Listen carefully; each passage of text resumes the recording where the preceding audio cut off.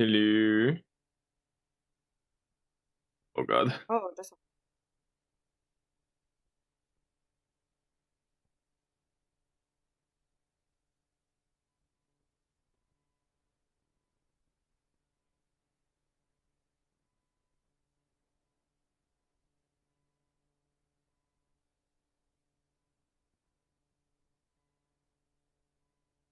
Are the other fabricators?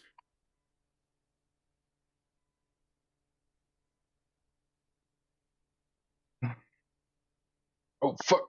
Get me out! Well, you got out. Yeah. That's one way to get out, I would say.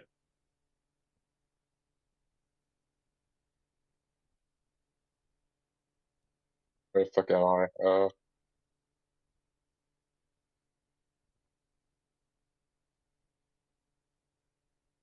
Dude, same. Oh, hell yeah. Getting pumped up. Getting swole. Hell yeah, dude. I feel it. I gain tomorrow. Gonna. My fucking yeah, I'm gonna be sore all fucking day. I can tell you now. No, cause I dug my car out of the snow today.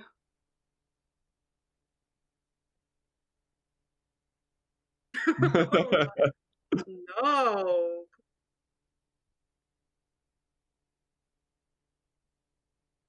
Be honest, I ain't talking shit. I hire people for that. Okay. Oh, I see why they ran. There was a factory strider.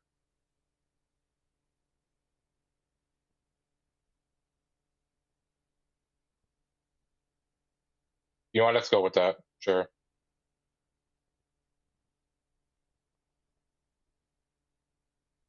You know what, Fox? Maybe we should get out of this planet. How do you say that? Because that's a hot spot and it's not worth the fighting the factory spider.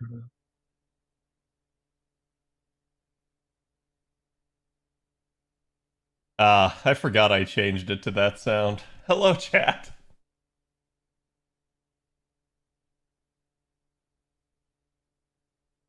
How's it going, everybody?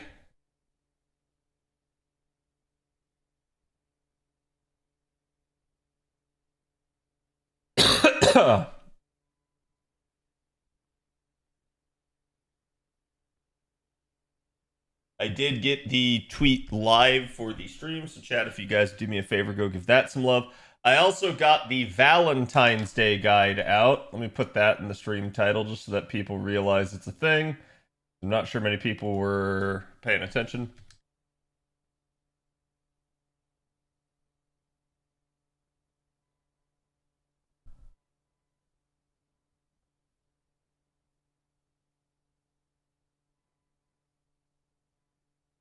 Come on, baby, light my fire.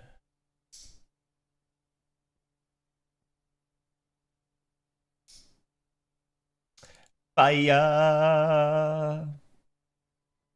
Okay. I believe we're good to go.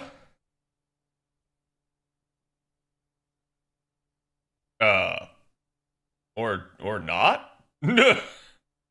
Hold on. For starters. No? Oh. Oh.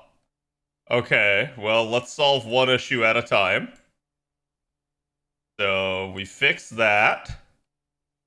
And... Okay, there we go. Sorry about that. I think... Okay, that explains it. So, a little bit of housekeeping for everybody. Yeah, I'm sorry I was invisible, but hello everyone. I took off yesterday for the reasons that I stated, but also because behind the scenes, girlfriend's been wanting to play some video games with me, and the first time she was like, I don't want to play on stream, I want to play just the two of us to, see how things are. So we did. So that's what I spent yesterday evening doing. It went great. She was kind of bummed out, and I feel like it really helped lighten her mood. So it was pretty awesome. We were playing It Takes Two together, and it was fun. In the meantime, you guys got to see me Saturday for a rare Saturday stream. Girlfriend was occupied basically elsewhere, and so I had the night available to you guys. So I said, why not? Let's go ahead and stream, since I know I've been not streaming as much of late due to having some of my weeknights and stuff taken up. She be a gamer too? She does. She does like to game. She's not someone that like historically has been like as big into it, but a lot of her friends game.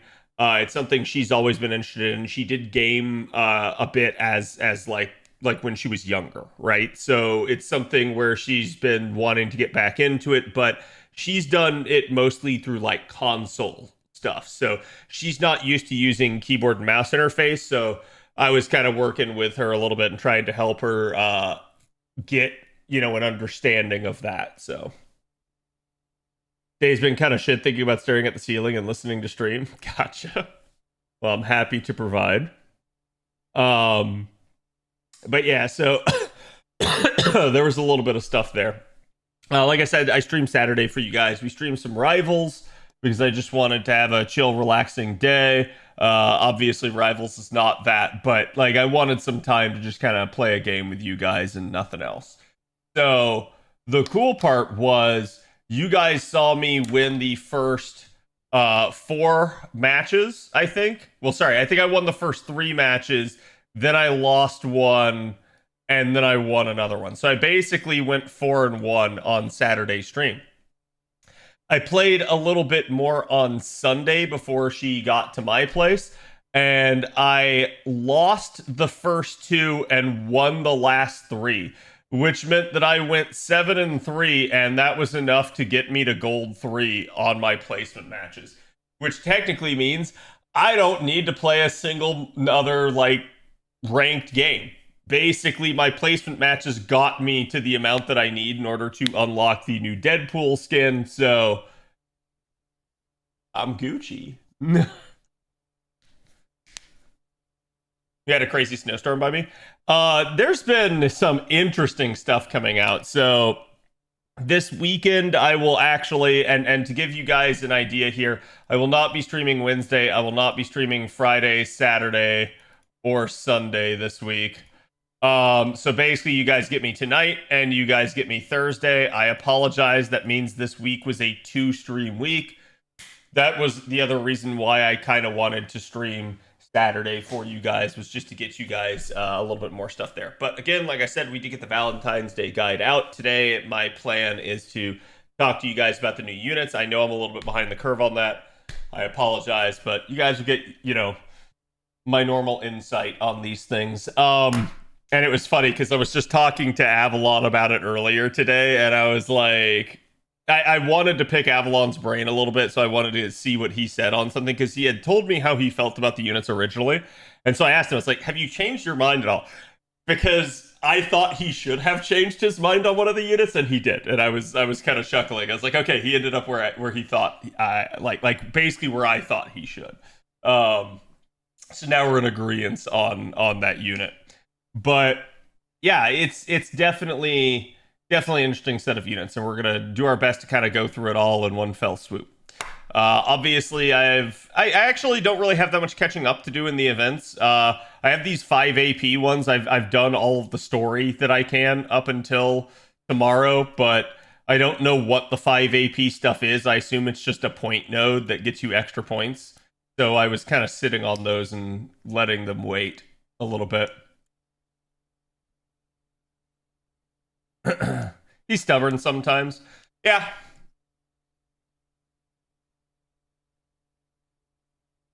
But yeah, Florida's in for some really weird weather. Currently, we have a freeze advisory tonight, where I am, which is hilarious because that's not a common thing. We maybe see it, once every like other year or something like that. But definitely not a like common thing again. Hilariously enough, it's going to be getting even colder this weekend when the polar vortex moves through, the one that was like coming down for you guys, that basically everybody else in the US had cold weather from. It's now coming to Florida finally. And hilariously, we are going into freezing temperatures. Beyond that, apparently the wind chills are going to get down as low as the single digits in some places. And this weekend, I am headed up to Jacksonville, which is in North Florida. So apparently, I'm told that Sunday morning, the wind chill in Jacksonville will be 8 degrees. So I'm like, oh, great! But that's going to be interesting. We'll see just how warm-blooded I am at that point. Company has a site in Jacksonville? Yeah. Cold finally reached you, did it? It did. Yeah, I've heard there's another one potentially like behind this one even, which is kind of insane, but still positive temperatures. Hey, listen. At that level of temperature, I am more worried about the infrastructure of Florida because it's not like we have houses that are built for snow. It's not like we have pipes that are made for freezing. It's not like we have like stuff to clear the roads and things like that. Not that I'm expecting like some major snowdrift or something, but like legitimately I am worried about the cold temperatures just because of like Florida just not being built for it. So it is what it is. But it's definitely going to be an interesting experience nonetheless. I'm going to have to be a little bit careful on the road, probably Saturday. So I can't wait to see how other Floridians around me react to this cold. Yeah, it's going to, oh God, dude. Floridians overreact to everything, so. Imagine the meth head dog sled teams tearing down the snowy roads. Yeah. I mean, I've heard apparently, so for those of you guys that have heard of like lake effect snow coming off like, say, the Great Lakes and stuff like that, Steve tells me about it all the time because he's up in Ohio. But apparently we're going to get a potentially similar effect here in Florida this week, as there may be Gulf effect snow coming off the Gulf of America, Gulf of Mexico. So it's like, I don't know. Like, it's kind of insane. I never thought like I would see anything like this in my lifetime. Last time I heard of anything like this happening in Florida was apparently back in the 70s. So it's just kind of nutty that 50 years later we're going through it again.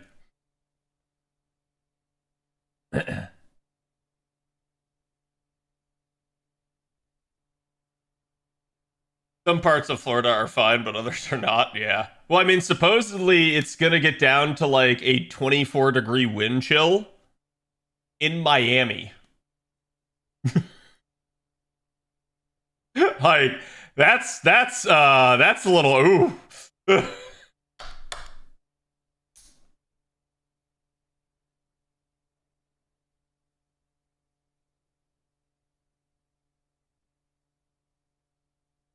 I admittedly have a fondness for Greek servants, in your opinion. If I decide to do some roles, should I go for Andy or finally NP5 Johanna? She's NP4. I had to throw in the towel after like 2007 Chris last year. That's really up to you. Johanna will have other banners, Merlin. If you don't want to miss out on Andromeda, feel free to go after her here. I'm not super high on Andromeda in general, mostly due to the fact that I don't feel like Andromeda kit-wise is really got that many ways to stand out. She's not a bad unit by any stretch of the imagination. You can use her both in farming and challenge opportunities. Apparently it's relogging me. But to me, like, the fact that she doesn't really have an actual niche is worrisome for me at this point in time. But like I said, it's not like it's some bad unusable unit or anything like that. It's one of those units that I'm going to say, like, unless you're a huge fan of her, and you seem like you might be due to you liking Greek servants, usually I would tell people, unless you are a fan, probably skip that one. Don't roll, just so you have other stuff for someone else. But it really just depends.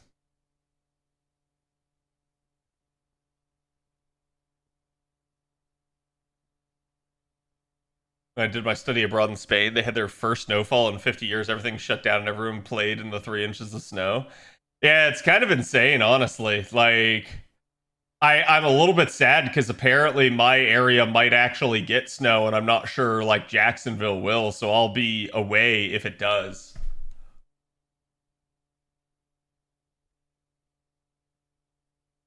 Take up ice skating on my own driveway? I wouldn't do that. That sounds like you might get injured. Remember that time Texas got covered in snow but couldn't handle it because it's not built for cold weather? Yeah, and that's a little bit where I'm worried, right? Mostly because, again, it's just one of those things where if the infrastructure's not built for it, it's certainly bad. It's the same thing. Chat, do you guys remember like Hurricane Sandy hitting up in like the Northeast a couple of years ago? Like, it caused a lot of devastation because, again, like that part of the country is not built to withstand hurricanes. It's not something they regularly experience. It's a similar deal where it's like Florida actually receiving like snow is like, what? I mean, even Georgia getting it, like there's times where like Atlanta's not used to receiving snow. So when they do, everything shuts down because they just don't know how to handle it. Does Andromeda play a lot like Bradamante? If you're just looking at her from a farming perspective, yes. But to me, she has a little bit more maybe than Bradamante. But keep in mind, the other issue here is Andromeda is limited, so...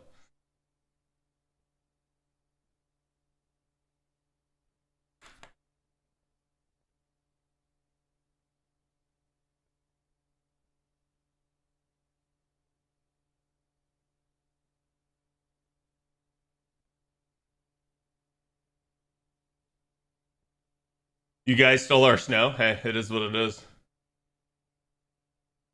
Got 12 to 15 inches of snow. Yeah, I've already seen some like crazy stuff with regards to like snow amounts. And then the exploding trees. Which that's wild to me. It makes sense, but it's so like insane that that's something that can happen.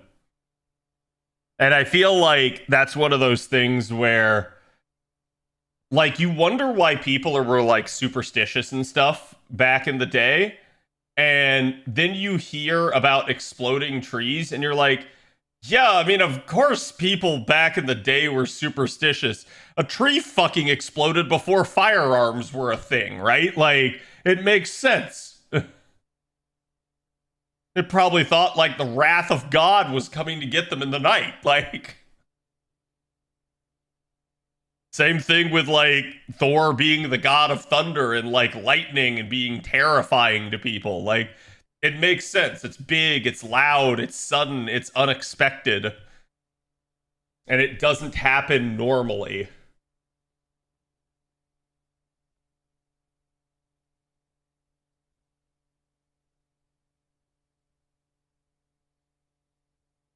Tempted to roll on Snack Mommy, but she's permanent, so skip for me unless there's a better banner with her on it. Yeah. Does a Florida house have heating? Mine does. Does every Florida house have heating? No. No, I'm sure that is not a constant.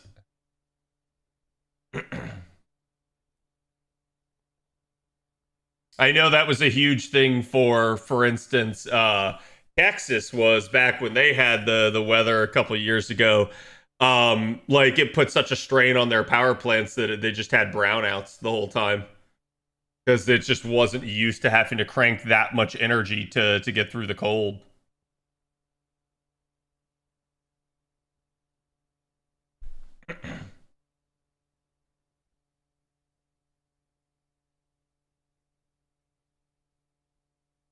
Get ready for round 2 next weekend. Yep.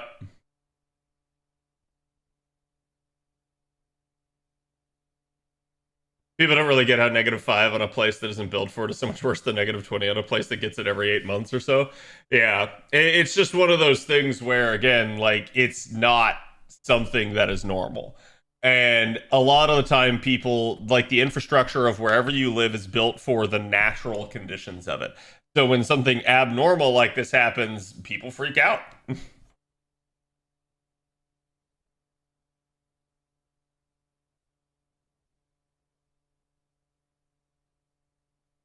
So I quit Expedition 33, just it was becoming less and less fun. I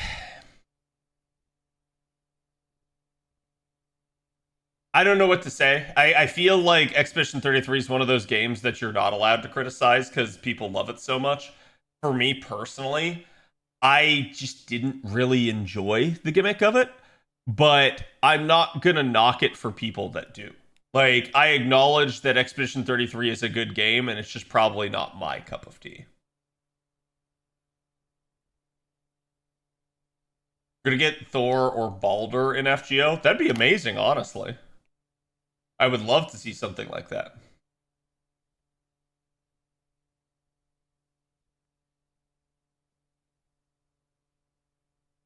Yeah, I've heard a lot of people have been calling out of work.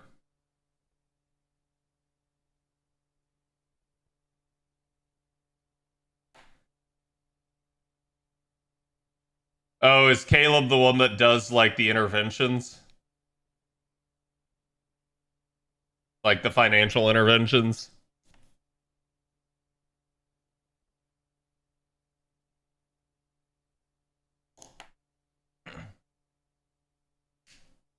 Kat, have I seen the new episode of Strange Fake? I have not watched any of the episodes of Strange Fake other than the initial 2 that were released. Like I said, I'm still trying to get the girlfriend to watch it. She's receptive. She's coming around to it. It's like I said, she loves Narita, the author.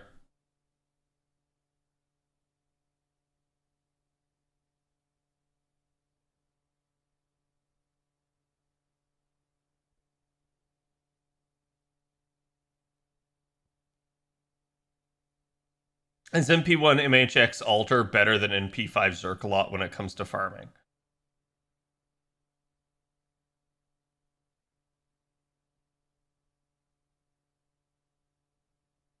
They're not really comparable unless you're talking like Mixa.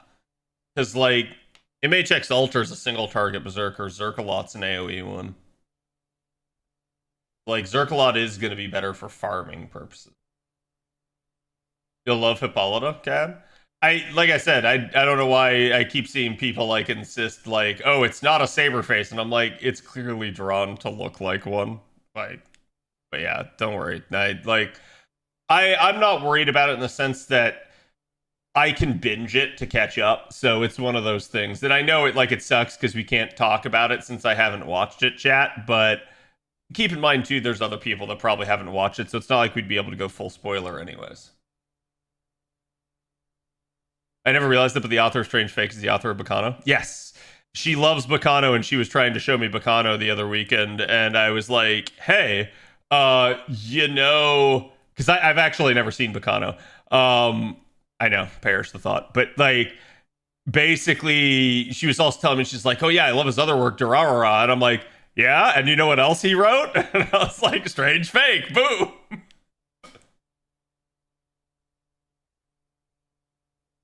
Oh, and was it Deadmount Deathplay? Was the other one? I couldn't remember the name of it at the time, but now I suddenly remember it.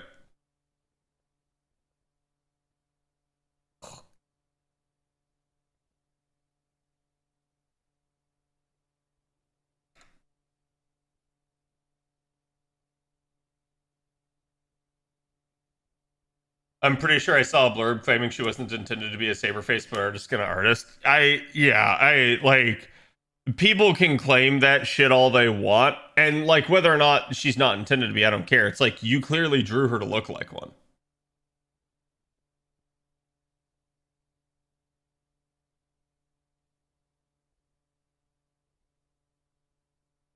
Deus, thank you for the 47. Again, I don't know why my alerts are not going off. Let me double check.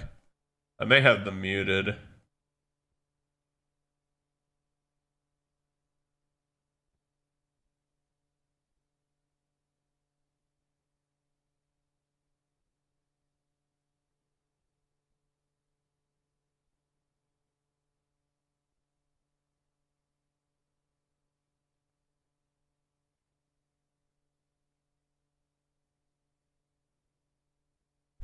There you go. Now they're working again.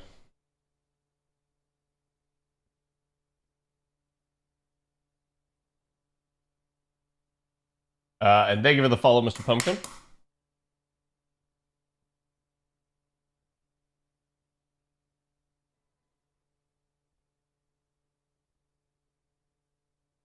Is there a context for this? I don't want to click on a link without at least a mod taking a look at it.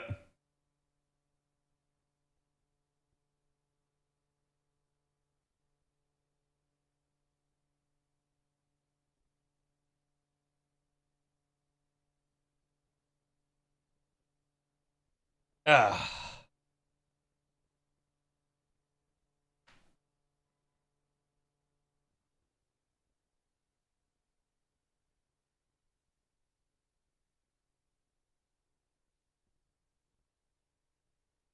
Seven minus 3 equals 67 or 63. When did I do that? Like I know that.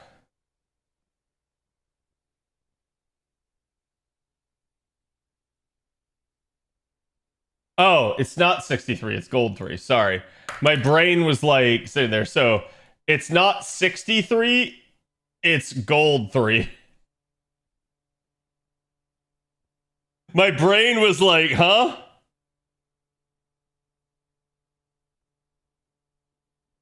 And it's all good. I understand how that's a thing. I often shorthand stuff, so the rivals rank, but yeah. I was sitting there, I was like trying to realize, like, why would I do that? Have I rolled for the new units at all? No, I've not. Okay, let me go handle NA here real fast. By the way, chat, don't forget your Grail casting. You're running out of days if you haven't already done it.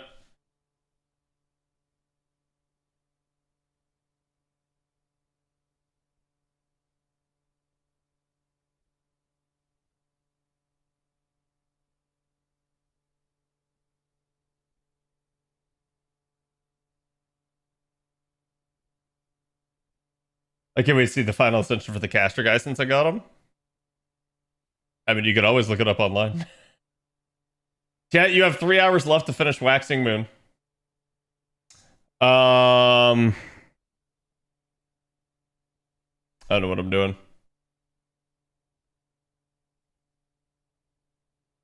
I have nothing else I have left that I need to do in the event itself.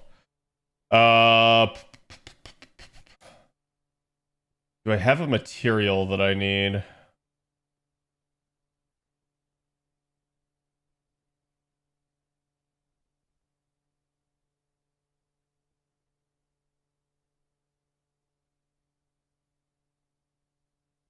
Those two aren't great.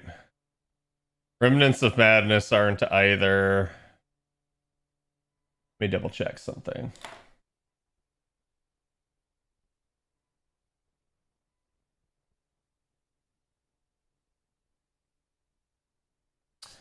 So Durga does not use Remnants of Madness.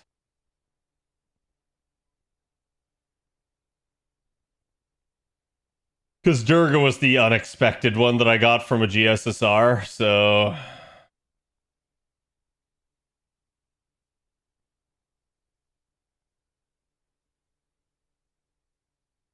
Well, she does use ether convergers, though. Did I finish Durga's skills?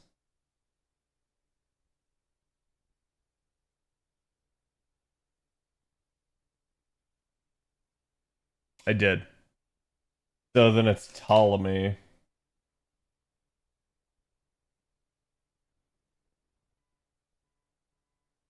Did I do the limited mission for the Evocation Festival? No, I don't think I have. I just have to put one of them in the party. Yeah, I need more ether convergers for Ptolemy, so let's do that. And let's see. So...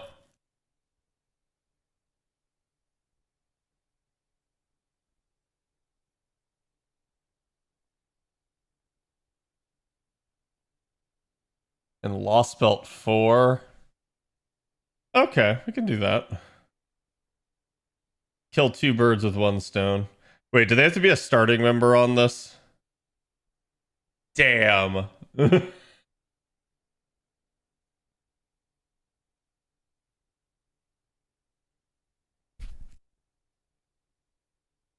So Dival is basically the one you go to because it gives both.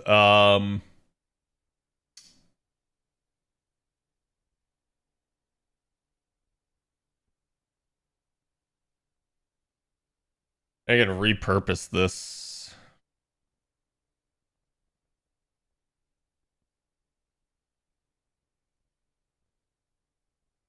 Wait, chat, who's... This one's the Santas, right? So it's Santa Carna, Altera the Santa. Why am I forgetting the other two?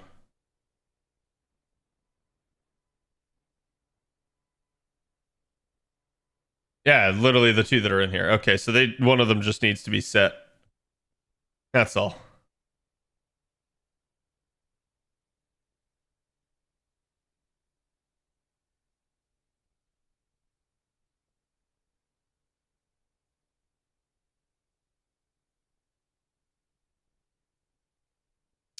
And then the only other thing that we can really do is master.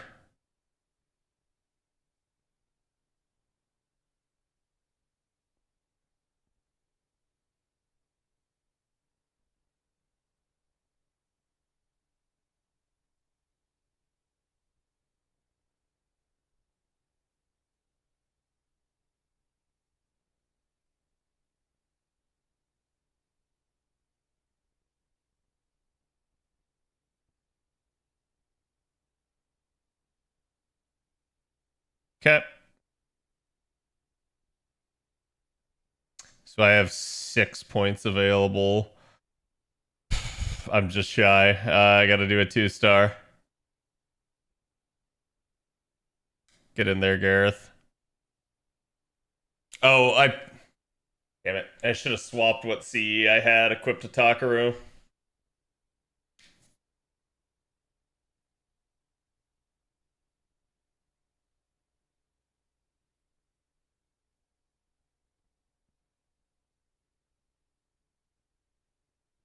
Hmm.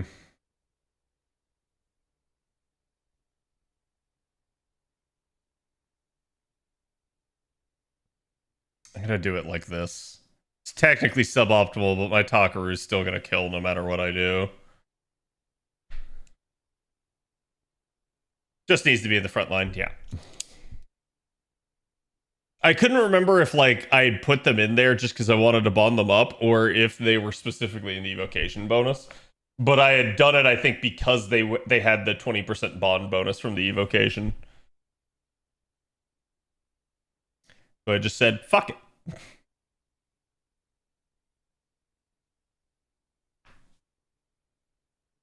I forget Altera since she's in the RP shop. Yeah, it's nice that we can finally like Altera and eventually BB were the two that were like scuffed because the initial way they were handling main interludes. And it's nice that now they've both been fixed.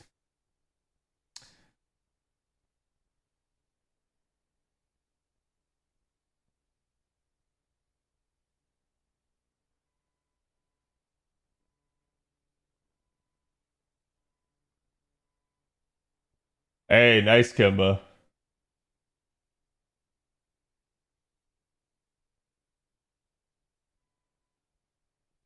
I heard they have a new soundtrack that's out now.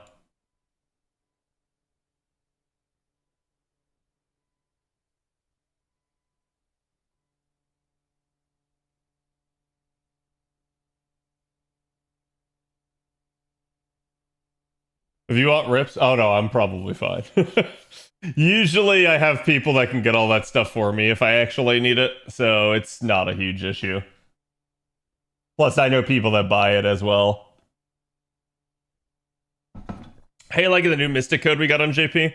Oh, don't worry, we'll talk about it. We'll talk all about it, chat. Wait. Is that a FMP game? No, it's Star Drop, right? Ah! Fingers, go.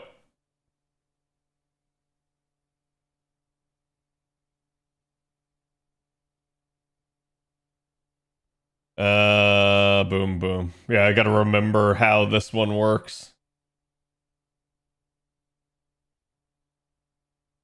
Oh, hello, Burning. How was Helldivers with Fox? Chad, I'm probably gonna be meeting Mr. Fox for his IRL next week, I think. At some point. Is it next week? Yeah, I think it's next week.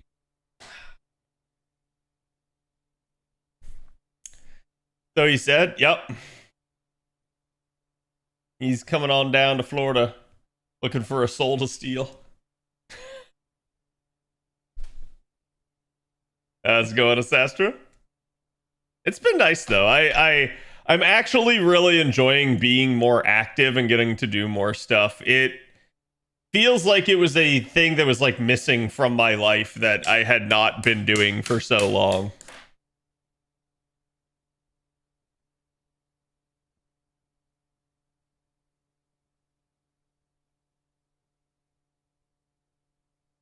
South Carolina?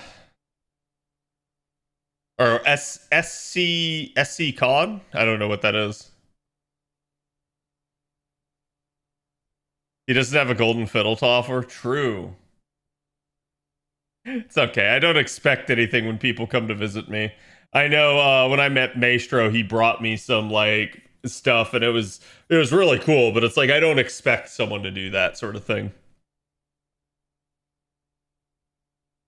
Oh, cool. That's actually getting the demonic enemies handled as well. Oh yeah, Ash? Has Ash found out about sleep theory?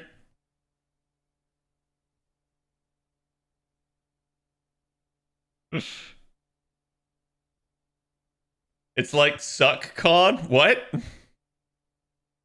Suck on these nuts.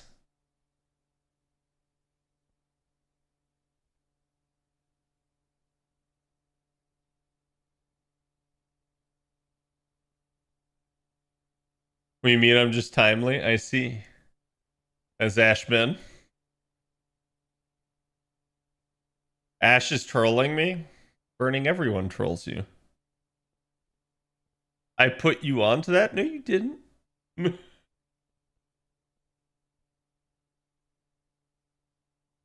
And don't hit me with that Jamaican airline steward like voice. Sir, you're not getting no Pringle.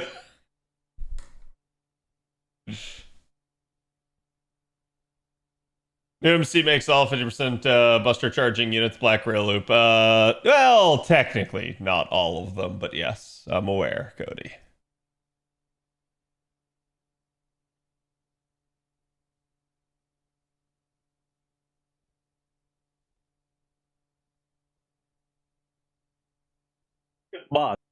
Boss. What? Boss. What? You not get no sleep. Yeah? What else I now get? No Pringle. Yeah? No ginger ale. No cookie? And no... Can't say that on stream. Yeah?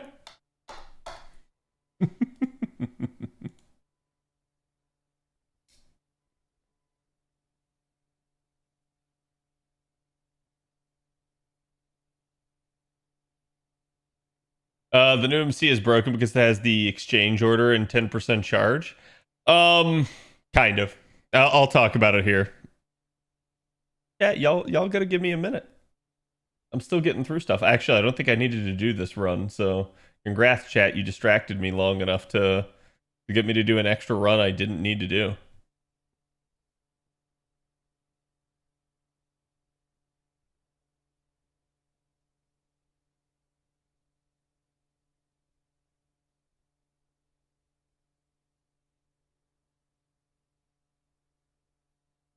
Okay, Waka. Damn.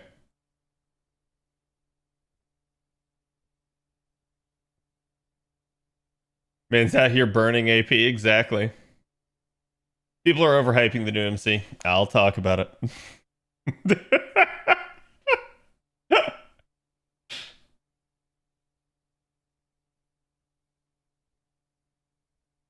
Y'all just see something new and shiny and call it busted. Well, I'll explain.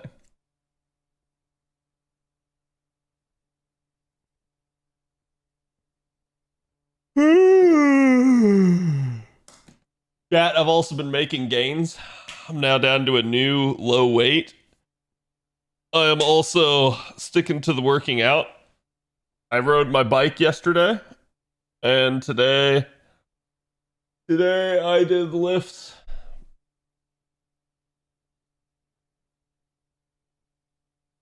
And my goal is to keep at it, keep doing it. That way I'm just not as tired in like tax season here and stuff.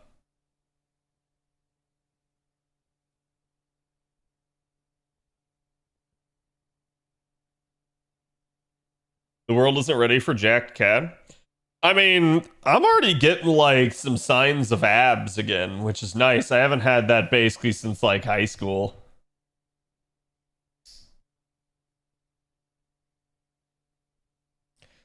Highly recommend the protein ratio diet if you haven't already been doing it. I don't have the need to diet.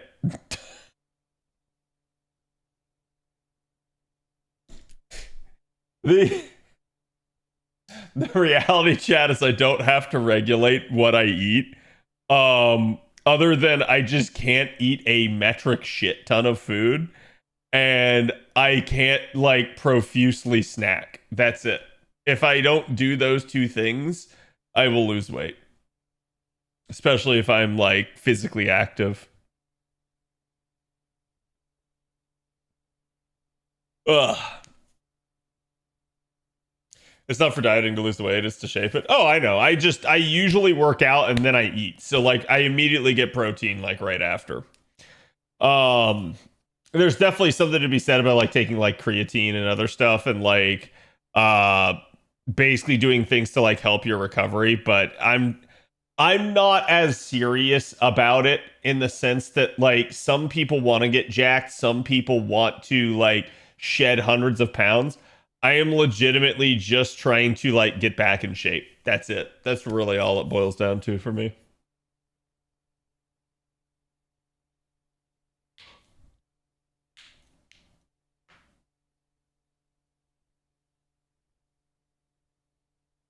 I do the intermittent fasting deal. Pretty easy to do. 5 grams of creatine a day. Yeah. I just, like I said, if I were like more serious about it, and there may come a point where I do get more serious about it, but like for right now, it's more about like just forming habits and being like repetitive and actually like keeping it as part of my life. That's the big thing I'm focused on. I am not trying to take it so super seriously that I'm on like some extreme regimen or anything like that. And already, like I said, I've already seen good results from it. I rewarded myself today. I had an ice cream drumstick. Tomorrow, chat. Tomorrow's date night is the girlfriend's like best friend's birthday, and we are going to K-Pot. If you guys don't know what K-Pot is, it is like Korean barbecue, and I'm so excited because it was so good the last time we went, and it's like it's all protein and it's so good.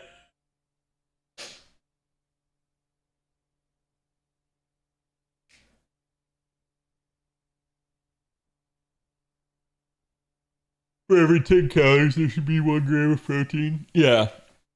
I mean, in general, as long as you are working out and, like, eating well, you're going to be fine. The issue and what usually happens to people is they either do one of these things and not the other, or they basically, like, let's say you're both working out and you're eating healthy, but the problem is like you just don't portion control at all, so you're eating and eating and eating to offset this. That's usually what ends up happening. But the reality is you just have to like work out and eat decently healthy. That's it. And if you do that consistently over time, you'll be fine. It's just most people don't. That's really all it boils down to. Like most people basically, and to put this into perspective for you guys, chat, I just like take a day off or two, but like legitimately every weekday that is not a date night, I am working out. And even sometimes on like the weekends, I'm also working out. I'm not doing like some 2-hour session. I'm not even doing like a full 1-hour session. It's just like basically 30 to 45 minutes a day, just about like 4 or 5 times a week. And that's enough. Show biceps?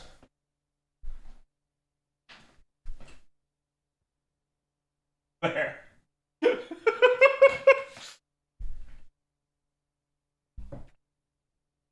It's getting there.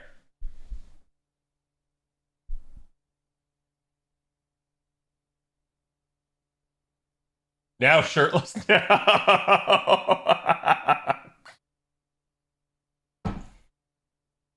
He missed the sub message. I see it. 56 years of confusion, questionable decisions, and horribly strong friendship. Smelly. Indeed. Thank you, Ash. I appreciate it. And Shaq, thank you for the 58 as well. Hope you guys are doing good. Didn't realize I came to the gun show. Yeah, no, I just legitimately, it's not about time. It's about consistency. Yeah, 100%. That's really all it is. It's like I have learned over the years, chat, because I have tried to diet. I have tried to like go on like exercise binges and stuff, and you fall back off. The big part is you have to adjust your life and make like time for it and like actually make it a consistent thing that you do, so that you mentally get in that habit of like, okay, I'm gonna come home, I'm gonna work out, or like, okay, I'm gonna get up in the morning, I'm gonna work out. Like that's really all you're trying to do, is establish that habit so that it becomes a consistent part of your routine. And once you do that, you're not gonna like fall off. It's not gonna be a fad. It's going to become part of your life rather than like something that just is like something that you're doing on a whim.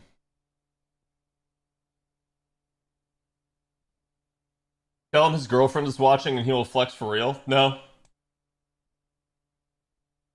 No, I won't. And yes, no, that was not me actually flexing as hard as I can.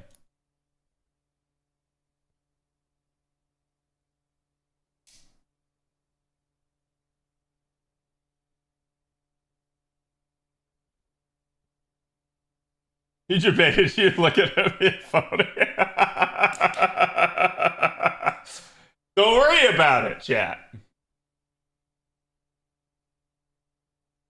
What workout do you do for your abs? I'm not consistent with what I do for my abs. I've done like a bunch of different exercises. Like I even bought like a shitty little like folding chair that I can use so that I can actually like do like chair exercises with it. But I've done all sorts of stuff. I also have a new adjustable kettlebell that I'm using. It's great, by the way. I highly recommend, if you guys haven't ever looked into, I think Bowflex has an adjustable kettlebell and an adjustable barbells, and it's great. So like basically I use the adjustable kettlebell, and that gets me a ton of like extra like ranges of motion.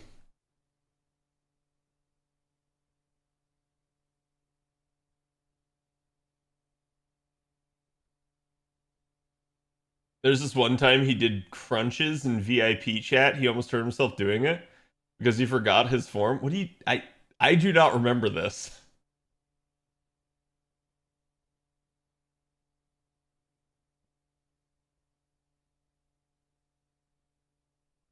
I go to my brother-in-law for Christmas. Yeah. I just recommend it for the convenience of it, because it's like, instead of having to buy a bunch of different kettlebells, you just buy one. And yes, it is expensive, but like, it basically gets you everything that you need real quick there. But like, so for instance, today I did a shit ton of push-ups. I did basically kettle raises, and then I did what's called goblin squats.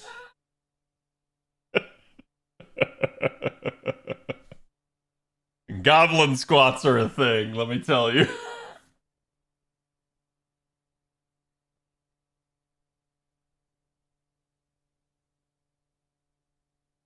Adjustable dumbbells are also nice. Yeah.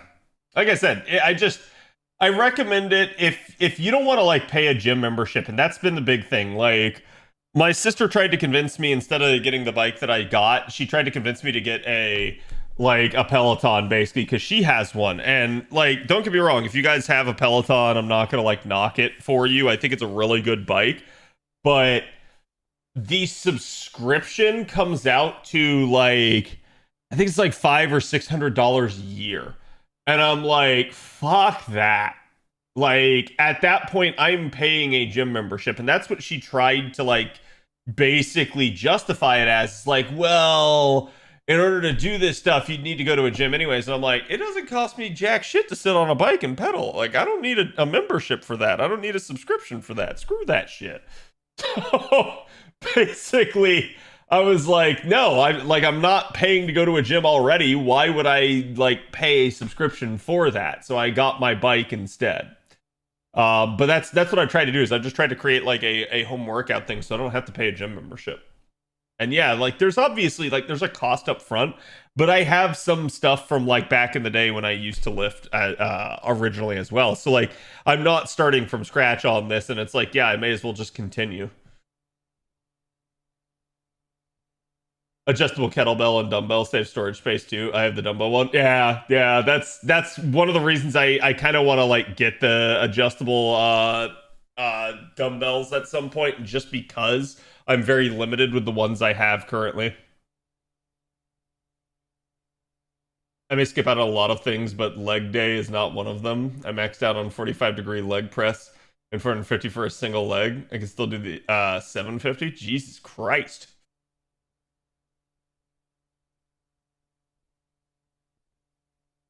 Adjustable Bowflex kettlebells aren't that pricey. That's what I said. Like, basically, yes, it's a lot, considering like if you were to buy an individual weighted kettlebell, it's probably like $50 to $60. But when you consider that you're getting functionally like 5 different kettlebells in one, it kind of is worth. I'm sure there's a YouTube spin class for free somewhere on here. Oh yeah, absolutely. Like that's what I'm trying to say, is like a little bit, that shit's a scam. I just don't actually think that stuff is worth it. Yeah, you have 3 days left on that, chat. Okay, so we're good on an A. We're good on JP. Yeah, let's talk new shit. That's what you guys are here for. That's what everyone keeps pestering me about. So let me get this party started. Oh, here, chat. You guys want to look at my character builder? I'm gonna be part of a new campaign with a girlfriend and some of her friends. So I built a level 5 Twilight Domain cleric. And apparently using the new rules, it gets kind of hilarious. So basically I have the Twilight Sanctuary Channel Divinity, which allows me to just heal anybody in range at the end of a turn. And then what else do I have? I have Warcaster as a feat that I took at level 4 instead of my my ASI, and then I think one of the new backgrounds that you can choose. Where is it? Yeah, one of the new backgrounds you can choose in the 2024 rules is called Ruined. And this literally lets me pick a feat from alert, skilled, or tough, and I took alerts, and I have a bonus to initiative, and I can't be surprised.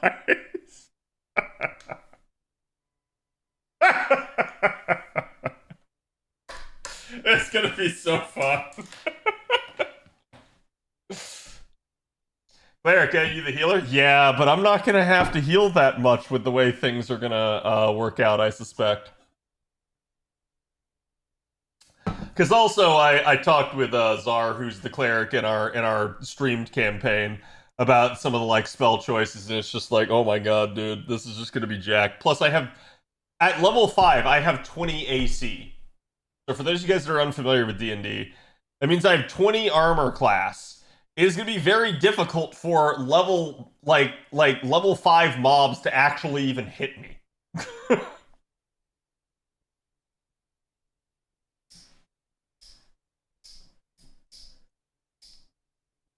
Of bottled waters on one hand once per week. That's not much of an upper body workout. I can never get into D&D, but I love Magic the Gathering. Think of D&D as you are a character in Magic the Gathering. And I say this, I'm sure, like, actually, that there are, like, Magic the Gathering campaigns for D&D. Okay. So we have new units, chat. We have an upgrade.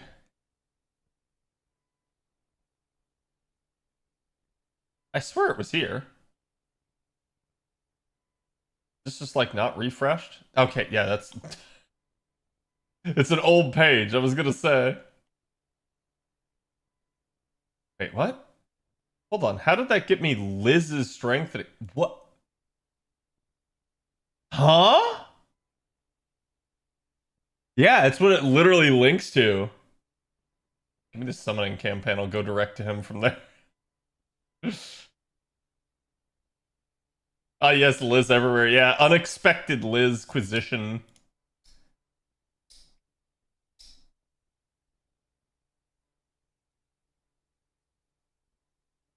Yeah, okay, that's what I thought. They've got that. I've got me a new Mystic Code.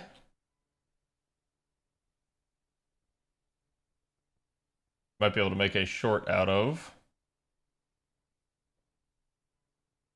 That doesn't feel right. Yeah, okay, so they haven't linked it up above.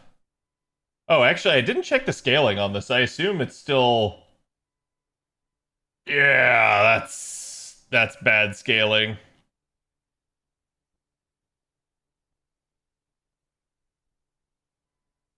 So there's Neoplug. And that's 155 as well. So yeah, this is the same scaling as Neoplug suit. Oof. I mean, kind of expected, honestly, at this point.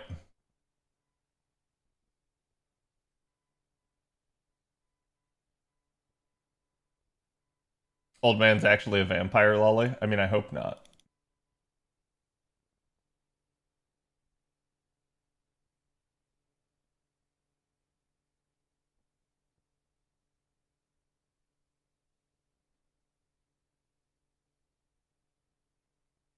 That's just one lotto event to level up to 10. Yeah, depending on how hard you go in the lotto. Sorry, chat, just give me a minute.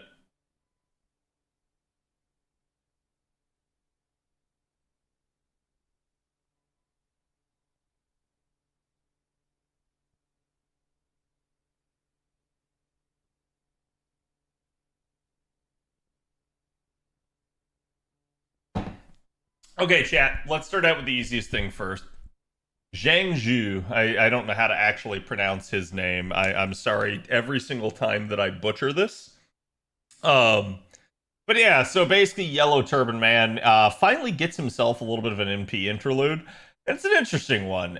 You guys can see he already had an NP that basically reduced a bunch of effects depending on what the battlefield was. Now, remember the gimmick that he has is that he has an 80% chance to grant himself those buffs.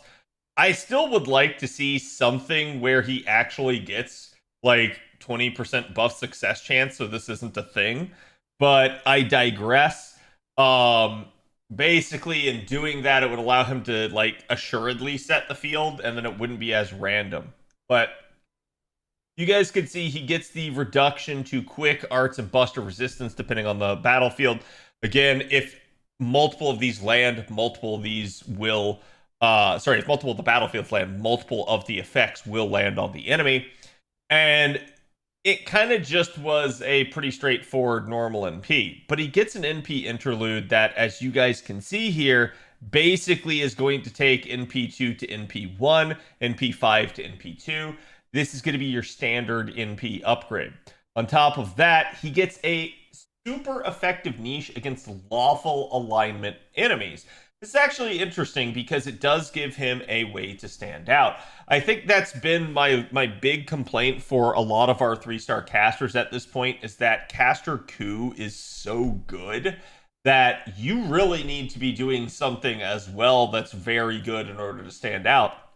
Otherwise, everyone and their brother is just going to use Caster Coup, because why not?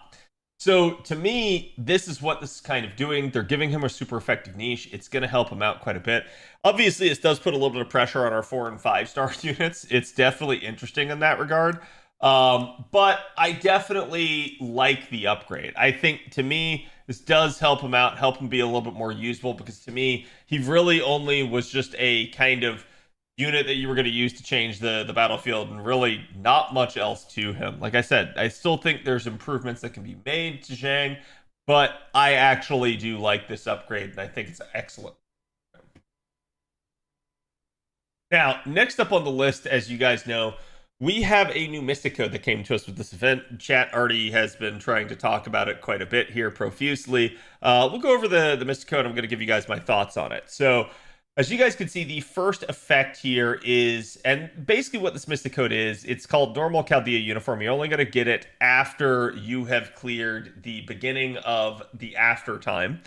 And basically this is after the finale for part 2. So this Mystic Code's locked behind a whole lot of story. This Mystic Code is designed to be a variant of some of the original Mystic Codes that we've seen. You can see the first effect here is going to recover one ally's HP and gain crit stars. So it's got a crit star, bomb effect, and a heal. Not bad. I actually really like that. The heal could maybe be a little bit stronger, but given the fact that you already have crit stars on it, I'm not surprised it is what it is. The second effect is a 500% chance to increase one ally's attack for 1 turn up to 40%. This is definitely strong. If we are to compare this to something like Neo Plug Suit, it's maybe not as strong. So let's go ahead and take a look at that real fast here.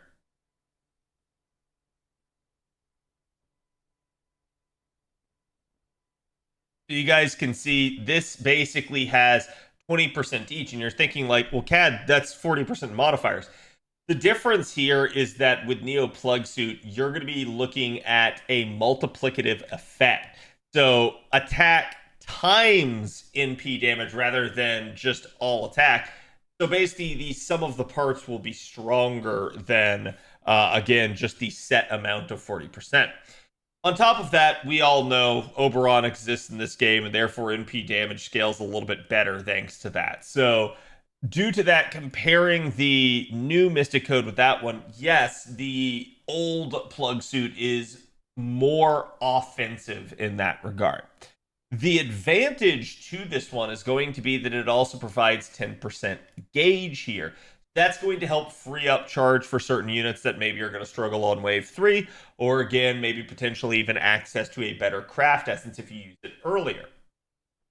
We'll come back to that here in a second, but the third effect here is going to be order change. That's right, just like Plug Suit and Neo Plug Suit, as we like to call it, or Decisive Chaldea Battle Suit. Order change is a huge ability in FGO. The way that I liken it so that you guys can understand it is that order change is functionally going to be basically a force multiplier.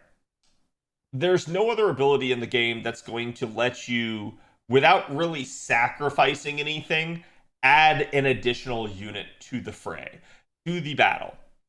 So doing this and having order change available to you is going to allow you access to a 4th unit instead of just the 3 frontline units. That's huge, because when you start thinking about buffing capability and stuff like that, that means there is another buffing unit that you can bring in, or again, another damage dealing unit that you can bring in, or another like sustain support, somebody to keep the party alive.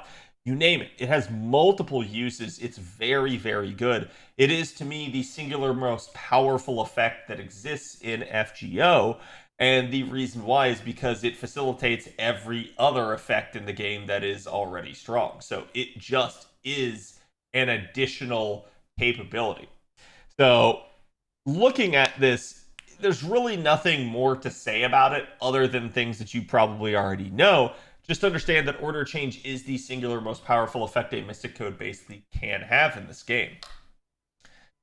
So let's go back and let's talk about Mana Enhancement here, the second skill that is going to be the one that gives you the charge. Now, everybody has already caught up on the fact that, and this should be the case because, one, I pointed this out years ago. Basically, when we started getting 50% chargers into the game, this was already the path that we were headed down. And then once we finally got Oberon, who was a 70% charger in this game, you had the capability of having a loadout, for instance, that had basically Oberon and then either two 50% chargers or a singular 50% charger and another Oberon. So this had a whole bunch of charge capability, and we were at this point in the game where anybody that could get at least 10% charge could 3-turn. Now, fast forward a little bit of time when we actually got a Mystic Code, and I can't remember exactly where, if it was part of story or if it was part of a limited event. I don't remember, but obviously it went away and it's not a permanent addition to the game. But in that time, we had a very similar effect where we had a Mystic Code that gave us Order Change and also had 10% charge on it. This was super powerful because that 10% charge meant that every single unit in the game could 3-turn. Every single one. Even if your name is Fergus McRoy and you don't have any charge in your kit, you can 3-turn with a Mystic Code like this. So it's naturally going to be a very, very big deal because of that. Now, the issue with this, was it OC1? Thank you, chat. The issue with this is obviously that, yes, this seems strong on paper because naturally, this is giving units access to 3 turns that couldn't already. But there's an additional effect here. You see, for a long time in the Koyanskaya system, and I talked about this in a video where I got a lot of flack actually back in the day because people were saying this wasn't an issue and that I was just making too big of a deal out of nothing. But in the Koyanskaya system for years, we've had this issue where 30% chargers were functionally as good as 50% chargers. Part of this had to do with the inclusion of mana loading into the game. A pin skill that allowed basically 20% extra additional starting charge. That, in combination with Oberon, allowed 30% chargers to be able to 3-turn, not just, from 100% charge, but they were able to 3-turn from a 50% starting charge standpoint, not including the mana loading, obviously. That meant they had access to 50% charge CEs, some of the best damaging CEs in the game. Naturally, there are things in this game for like 0% starting charge like Black Grail and stuff that are even more powerful. But for a long point in time, 50% CEs had been at least a good engine for a lot of compositions and a good starting point that, was a lot better than something like starting with a, like K-Scope or something like that didn't give you any additional firepower. Being able to start out from a 50% standpoint was a big deal. It allowed for a lot of capability. Now, 50% chargers, unfortunately, were stuck in the same boat. They could also only start from a 50% starting charge standpoint. Technically, they could start from 30%, but most of the craft essences in FGO that were 30% charge CEs were basically just a non-MLB 50% charge CE. So there was no real benefit to be gained.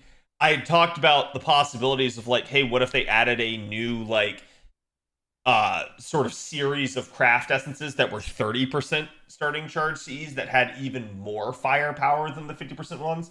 And I thought about that. I was like, that would be a good avenue for them to take, but I don't really see them doing it just because it does kind of break with status quo. But it would have solved that issue. And you may ask yourself, why is there an issue in the first place, CAD? What does it matter if a 30% starting charge unit, a 30% charging unit is as good in terms of where they start out as a 50% unit? Well, it erodes the advantage that the 50% unit has. You see, originally in FGO, design worked in a way that basically the more charge you had, the less damage you did. This is not always the case nowadays. In fact, that's kind of, as far as we can tell, gone out the window philosophically for the developers. But the idea was, again, that the more charge that you had, the less damage you had. because you were going to be able to supplement with better starting scenarios for more damage output. That is to say, charge could be equated to damage. The issue is if both of them start at the same starting point, it naturally gives an advantage to the 30% charging units who naturally hit harder because they don't have as much charge and are not designed to have as much, even though they start at the same point as the 50% one. So this has been a bit of an issue for a while. Now, hilariously enough, obviously things like mana loading can be used in a 50% starting charge standpoint. Obviously, Oberon can be used, and there's interesting ways that you guys can manage to double things up and get a little bit more out of this. So a lot of the 50% units in the game were actually 10% shy of being able to reach Black Grail. That is to say, being able to start from a 0% starting charge standpoint. Being able to reach Black Grail is a huge deal. Black Grail is the game's singular strongest craft essence out there. It naturally is a big damage boost. On top of that, Oberon being in the game and him being a force multiplier for Black Grail and any other source of NP damage meant that units that could touch Black Grail for a long time now have had a huge edge when we start comparing damage output across the board. You can almost draw a line in the sand and say units that can touch Black Grail are all the way up here. Units that can't touch Black Grail are all the way down in the depths. And it's definitely been a little bit of a problem. Now, the devs have done a pretty good job, I think, of at least picking up some of the needier units over time. There's certainly still some units out there that I think could use adjustments and stuff, but they basically have seen that, yeah, this is a little bit of an issue. We've seen them make some adjustments here and there, including giving units the ability to touch Black Grail that didn't have it before, allowing units access to things like the Fifth of Pen that allowed them in turn to access Black Grail, or maybe just better charging scenarios in general and access to, you know, better support capabilities. So you name it. But ultimately, that inability to touch Black Grail was a pretty big deal. So in comes a craft essence, sorry, not a craft essence, a Mystic Code that has 10% charge on it and still has order change, meaning you can still use 3 supports. This is pretty big. This allows you, again, as people have already denoted, to basically, if you are a 50% charging unit, to touch Black Grail. There are some exceptions to this. Units like Enkidu, for instance, have a much, much longer cooldown time on the charge skill. So there are going to be some limitations. But basically, not every single 50% unit can. But let's just go ahead and say, for all intents and purposes, that every normal 50% charging unit can touch Black Grail now, thanks to this Mystic Code. And that's a pretty big deal. That's definitely something that people should be paying attention to. But there's a catch. You see, the problem with this, and you've probably already realized, is that it's attached to the steroid. And that steroid is only 1 turn. The issue is, for a lot of these units, in order to be able to function, you're going to be looking at some sort of scenario where, let's say the 50% unit wants to get back to their own 50% charge skill.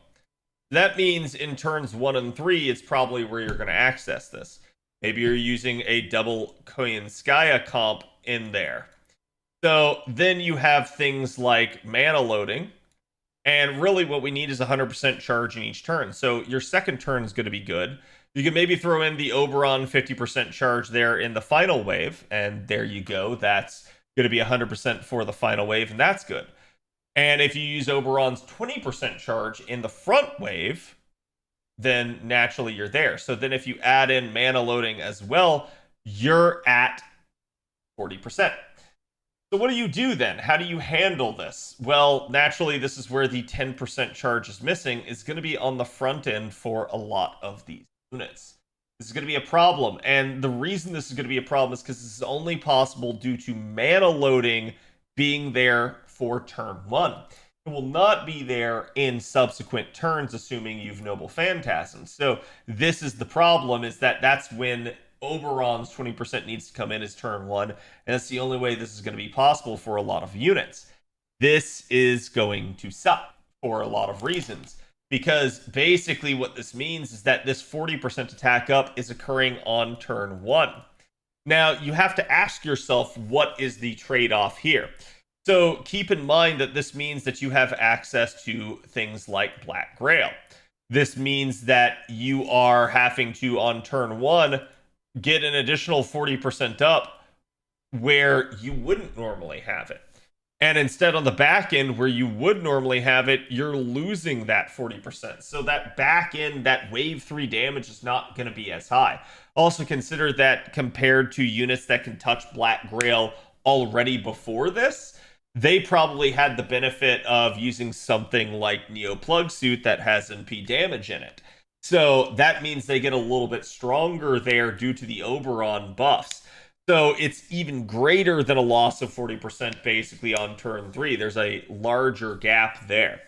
So the idea to understand all of this, guys, is that basically, while yes, this does allow units to touch Black Grail, and while yes, it is an upgrade, it is not nearly as much of an upgrade as people think it is. Unfortunately, you're losing out on quite a bit due to the requirement to pop mana enhancement on turn 1 for a lot of these units. So therein lies the problem and the conundrum with this Mystic Code. So I know that this is one of those deals where people are happy to have it, and they rightfully should be. It definitely allows units, at least for now, to touch Black Grail that could not already, and that is a good thing. I do think it helps even the playing field and bring up, again, some of those 50% charging units that were underperforming. But it is not going to achieve parity with the units that already could touch Black Grail before this Mystic Code. So, like I said, this does have a drawback to it. It is interesting that the devs are giving it to us now. Again, it's locked behind all of this story, and it definitely frees up quite a few units in order to be able to touch the game's most powerful craft essence. But like I said, not as big of an upgrade as people have, I think, originally thought that it would be. So just keep that in mind that, yes, this is an amazing Mystic Code. Yes, it is good. Yes, it does upgrade pretty much all of your 50% chargers. But unfortunately, it's not as good as people would have potentially hoped. So the ideal scenario would have been that the steroid and the charge skill were separated. The devs are too smart for that, and they knew not to do it, and therefore they mitigated the effect that something like this would have. So it's an interesting thing. Let me know what you guys think about this one in the comments. I'll see you guys for the next one.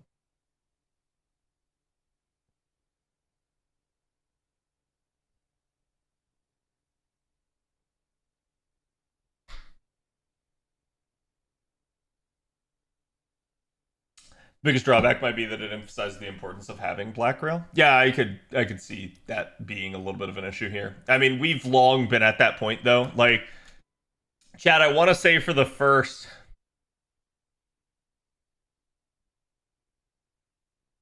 I want to say for the first 4 years of FGO, K-Scope was the game's best CE. Chat agree? Does chat disagree? That for the first 4 years of FGO, K-Scope was the best craft essence. The problem is, around year 4 and headed into year 5. Year 5, we absolutely got Castoria, and that just shifted everything.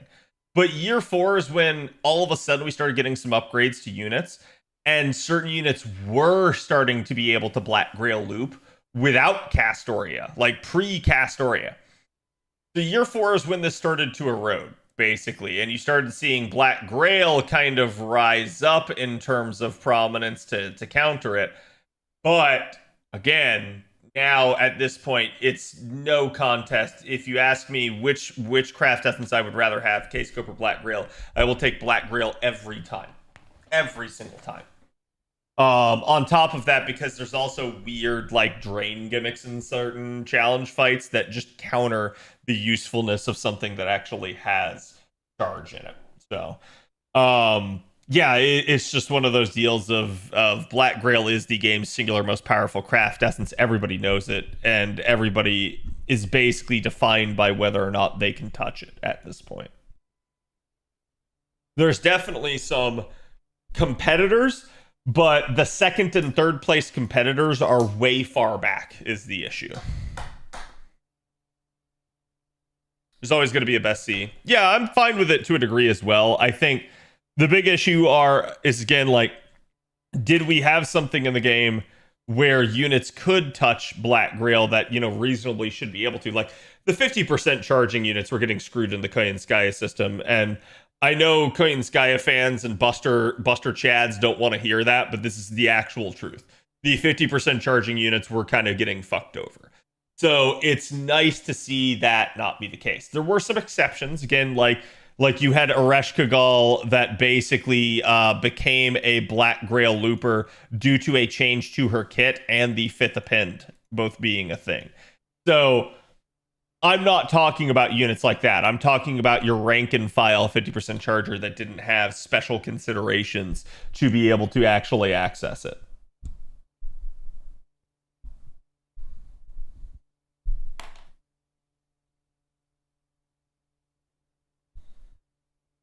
Great, chat. Just give me a second. Okay.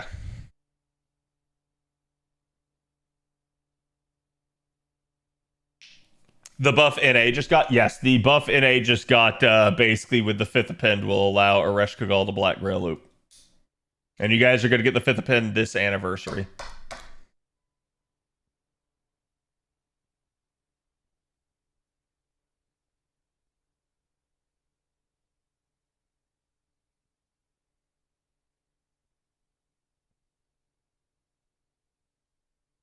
We already got a free Black Grail there, making that any easier to get. Yeah, I would like them to at least provide like other instances or things that you can do to get more copies of it, but I get it.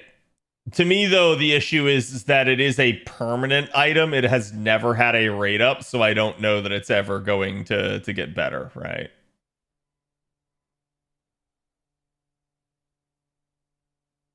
Also, correct me if I'm wrong, chat, but those that missed out on the free craft essence choice don't, like, it's not still in the game permanently. So anybody that starts playing nowadays cannot.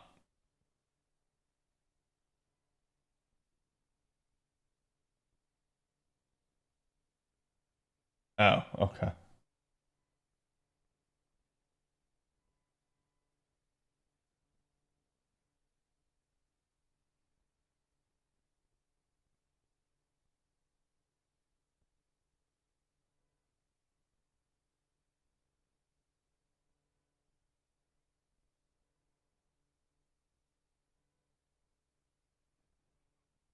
Alec Baldwin is coming to MegaCon? Okay.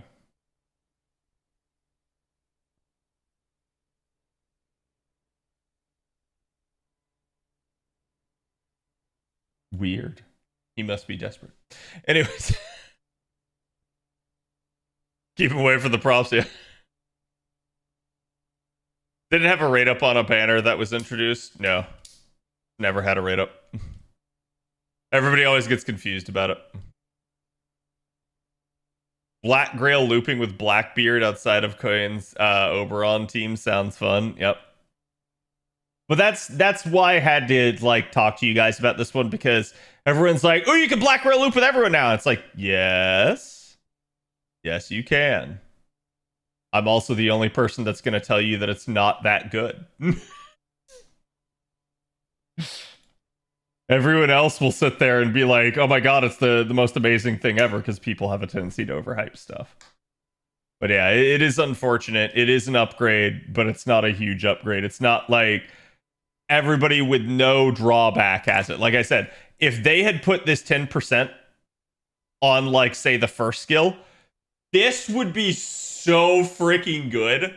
But because they combined it specifically with the one-turn steroid, oh god, they fucked everyone. They know what they did. They know what they did.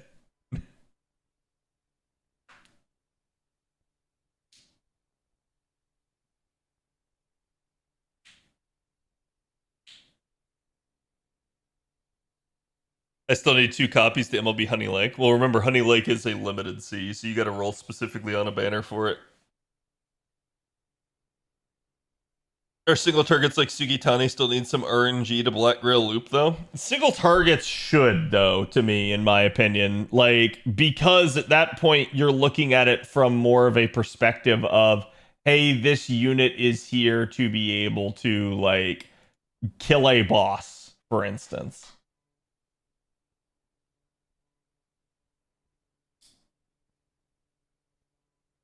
Okay, chat, let's talk new units.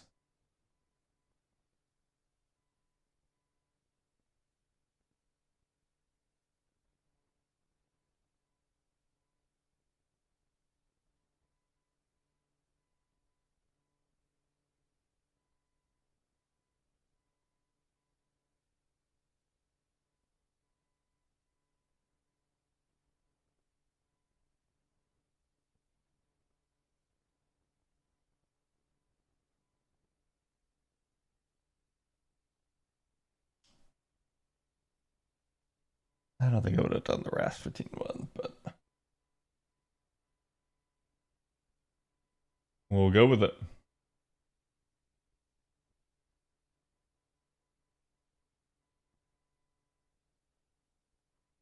Dun, dun, dun.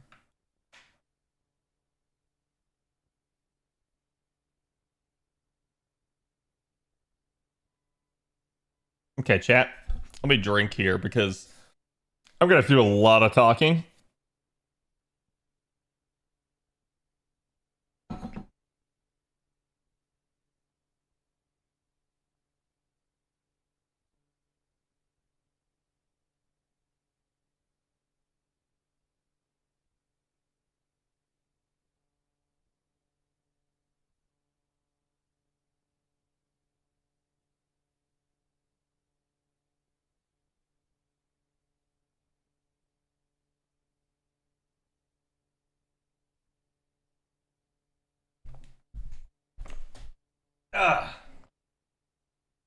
The newest quick buffer? Yes.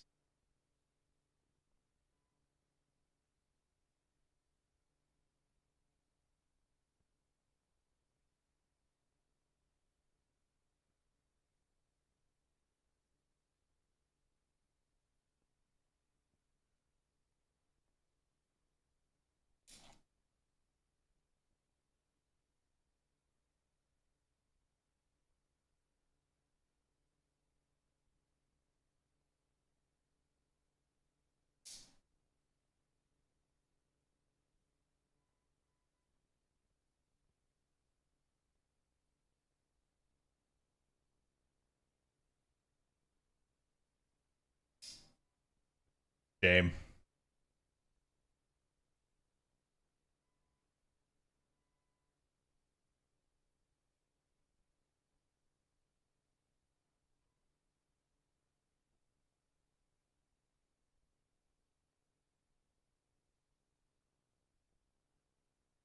Oh yeah, so just looking through Avalon's notes here, chat. Avalon did run a comparison for basically Morgan with cranking and Neo plug suit versus Morgan with Black Grail. And so for normal damage, before Morgan was at 201k, now she's at 249k. Man attribute, she was at 515k, now she's at 584k. So it's a damage bump up. It's good. It's just not like, oh man, if she had been able to touch it with Neo plug suit and gotten the full breadth of that, you'd be seeing even greater jumps.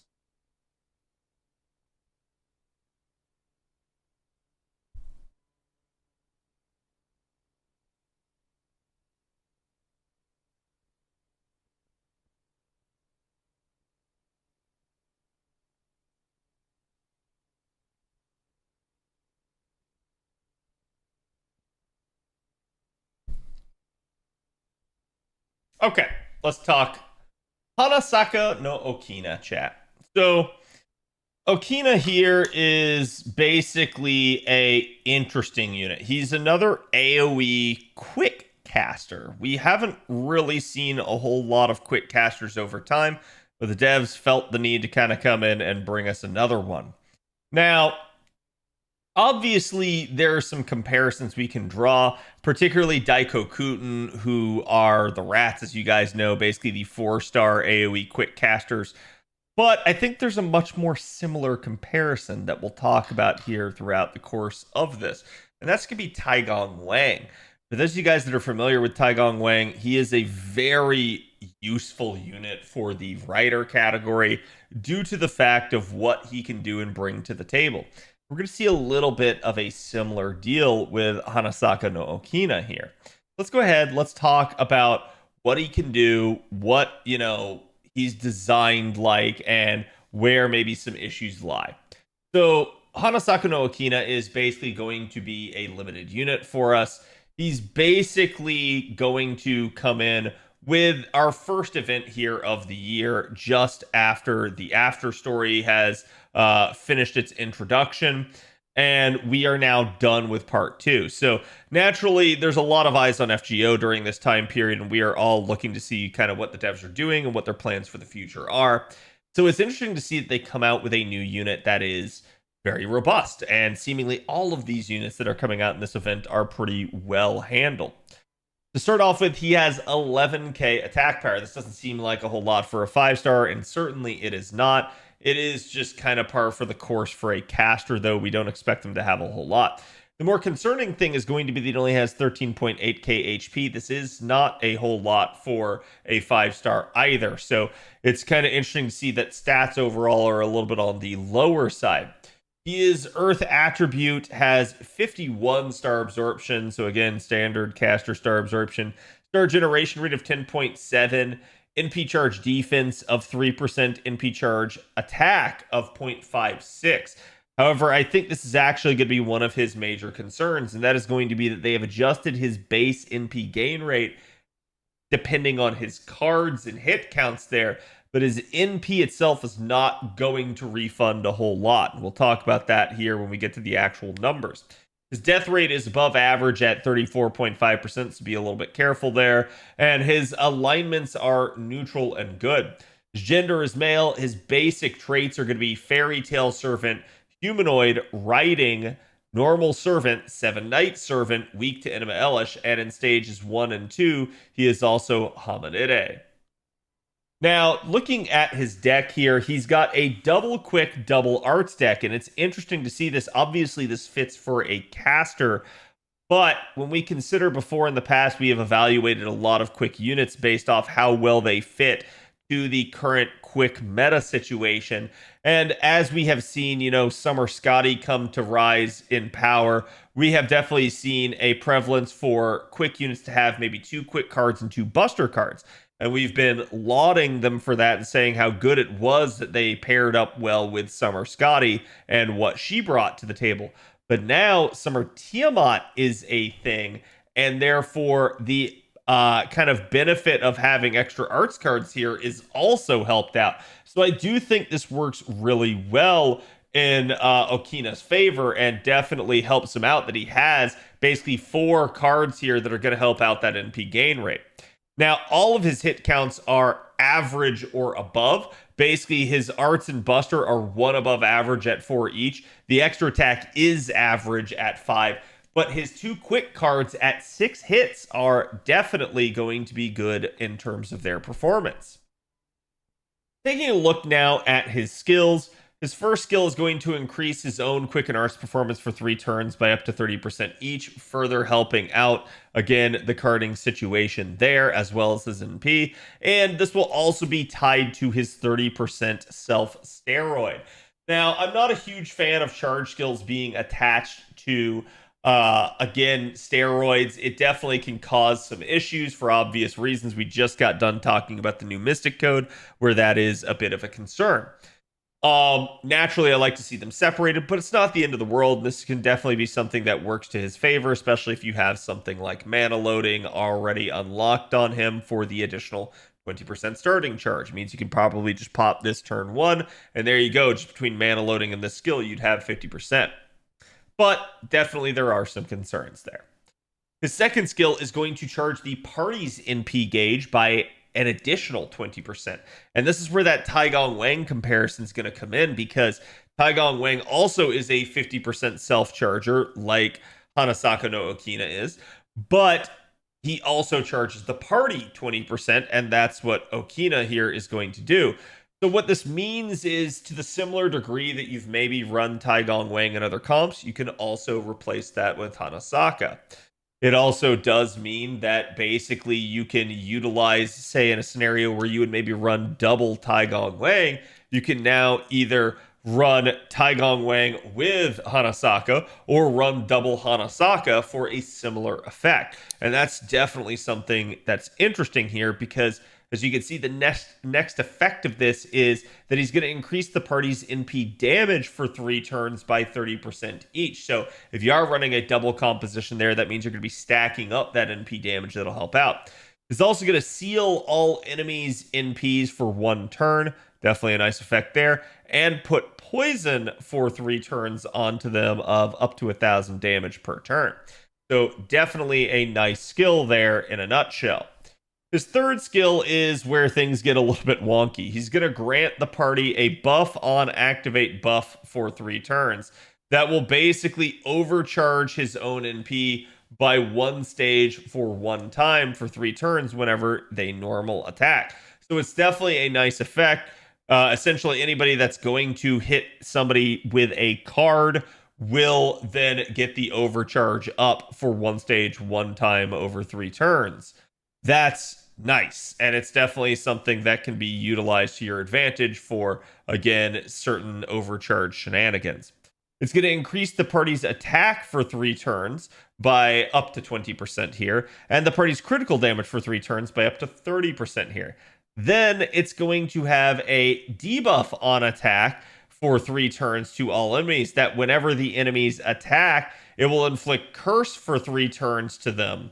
And then basically reduces all enemies' critical attack chance for 3 turns by up to 30%. The curse damage also scales here, and it goes up to 1,000. So this is certainly a really interesting combination. Just keep in mind that the stipulation on the overcharge is that it's normal attacking, so this will not affect a Noble Phantasm. This must be a card, otherwise it does not work. But it is certainly an interesting effect nonetheless. Taking a look at his passive skills here, he has territory creation, item construction, magic resistance, and writing. Writing here is going to be an interesting one because, again, this further improves his Noble Phantasm and quick cards, which are already kind of the best part of his deck in terms of their performance. So that's going to be everything, not just, actual raw damage output, but also NP generation and star generation of those cards. Then he also has a unique passive here that increases his own NP damage by 20% on Ash's Fall Battlefield. Basically, Ash's Fall Battlefield is a field with a target in the Ash Cherry Blossom status or Burning Battlefield. And this is a unique effect here, essentially, as it just means he's going to get an extra, a little bit of NP damage if he has already utilized his Noble Phantasm. So, skipping now to the append skills, you guys can see something like mana loading is going to be a pretty big deal for him. I do recommend it just for that even, again, 50% there maybe on turn 1, but the choice is yours depending on how much you want to pop. His third skill here is anti-caster damage aptitude. To me, this one's not a big deal. Obviously, he does have some niches here, but I don't feel like this one's really worth your, again, coins. So to me, I would look instead at things like the critical damage, skill reloading, or extra attack finesse as a potential second append if you're looking at it. And honestly, they're kind of all equal in terms of the utility they can provide, and it's really going to depend on if you're using Hanasaka as more of a challenge unit down the stretch, or if you just care about farming as to what you want to go after here. For his Noble Phantasm, he has an 8-hit AoE quick NP. It's going to deal damage to all enemies and then inflict Ash Cherry Blossom status with 1,000 damage for 3 turns. This is a special burn status that inflicts Breath of Fire status for 3 turns to them as well, and basically is just going to be unique and allow him to proc that extra NP damage on his passive. So he's also going to inflict Toxic status for 3 turns to them. That's going to increase the poison damage that he has probably afflicted them with from his skills. And same thing with Curse status also being increased by 100%. From here, he will cleanse the entire party's debuffs. This is definitely a nice effect. And also recover the party's HP by 1,000 every turn for 3 turns. So he does work as a little bit of a sustain unit. He doesn't have hard survivability. This is going to be another issue that we have with Hanasaka. So again, NP gain rates maybe being a little bit low and hard survivability not being a thing are the problems here. That being said, if you're running him alongside the likes of, say, Summer Tiamat, you're going to be in a pretty good position. Certainly also OG Scotty could help him out quite a bit as well. Now, the overcharge effect from his Noble Phantasm is that he's going to deal super effective damage to enemies that are evilly aligned. So if you're maybe following along and looking at Taigong Wang on the side, who has, like, say, the anti-demonic and divine niches, you certainly now have a niche for Hanasaka as well. So this is going to be a reason that you would maybe take specifically him, some way that he could stand out, depending on what you're fighting as a caster. But keep in mind, there are a lot of assassins that have evil alignment, so this is actually a really good niche for him to have, and I do really like this. So again, that's going to be his Noble Phantasm in a nutshell. Let's talk about refund numbers here for him. Now, again, I mentioned this at the beginning of the video, but basically Hanasaka does not have the best refund in the game. This is kind of par for the course with a lot of quick units we've noticed, and as somebody that has 50% charge built into his kit, it's not surprising. So you are going to have a little bit of issue when it comes to handling things for him, particularly against assassins that are already fairly low, against berserkers that definitely are the lowest in the game, but just at least he's still effective. And then obviously for all other units, it's going to be a little bit better, but certainly not going to be like the best thing ever. So this is something that we'll see, is that depending on what you're looking at something usually in the 30% refund range. Maybe you can squeeze it up to like 40%, but it's going to be a little bit difficult depending on what you're fighting or how many supports you're actively using. So just keep that in mind, that this can be a little bit of a problem for him. Now, with regards to what we're looking at in terms of situations for him, we can still loop Hanasaka in a 3-3x type of node, even with Berserkers, which are going to be statistically his worst refund. And we can do this with 0% starting charge, so it's really all we need. But as you can see, this does rely on the mana loading strategy that we had already talked about. And certainly, again, here, this will get him to 50% with his own skill on turn 1. You're going to basically end up supplementing with one of the Summer Scotty's 50% charge skills on turn 1, and that's enough to fire out the first Noble Phantasm. From there, he'll refund pretty much that 30% that I talked about. You're going to have the second Summer Scotty's 50% charge given to him at that point, and Oberon's 20% charge to help him out. Sorry, not Oberon's 20% charge. Hanasaka's 20% charge. And that will basically bring him up to full, and that should be 100% again. And then on the back end, he'll refund 30% again, and then you have all of Oberon's stuff left over, basically to bring him up to full one last time. So that's a example of how you guys can handle this with, again, a 100% capability in terms of what you're fighting. The big issue that you're going to want to watch out for is the unit, you know, in a situation where we have a mixed node where it's not necessarily going to be 3-3x, or are we in a scenario where the composition is what's mixed up and maybe we have, you know, multiple damage dealers and he's just kind of carrying some of the load instead of being relied on to loop for everything. All of these things are going to be possible in the same way that they would be for someone like Taigong Wang. So it's why I keep drawing this comparison for Hanasaka. What that does mean, though, is that you should be looking at things like 0% starting charge CEs, Again, Black Grail is obviously going to be your friend, but there are other various good ones, even some that favor quick. And there's also craft essences that can help you out quite a bit if, say, you need something like Invincibility Pierce.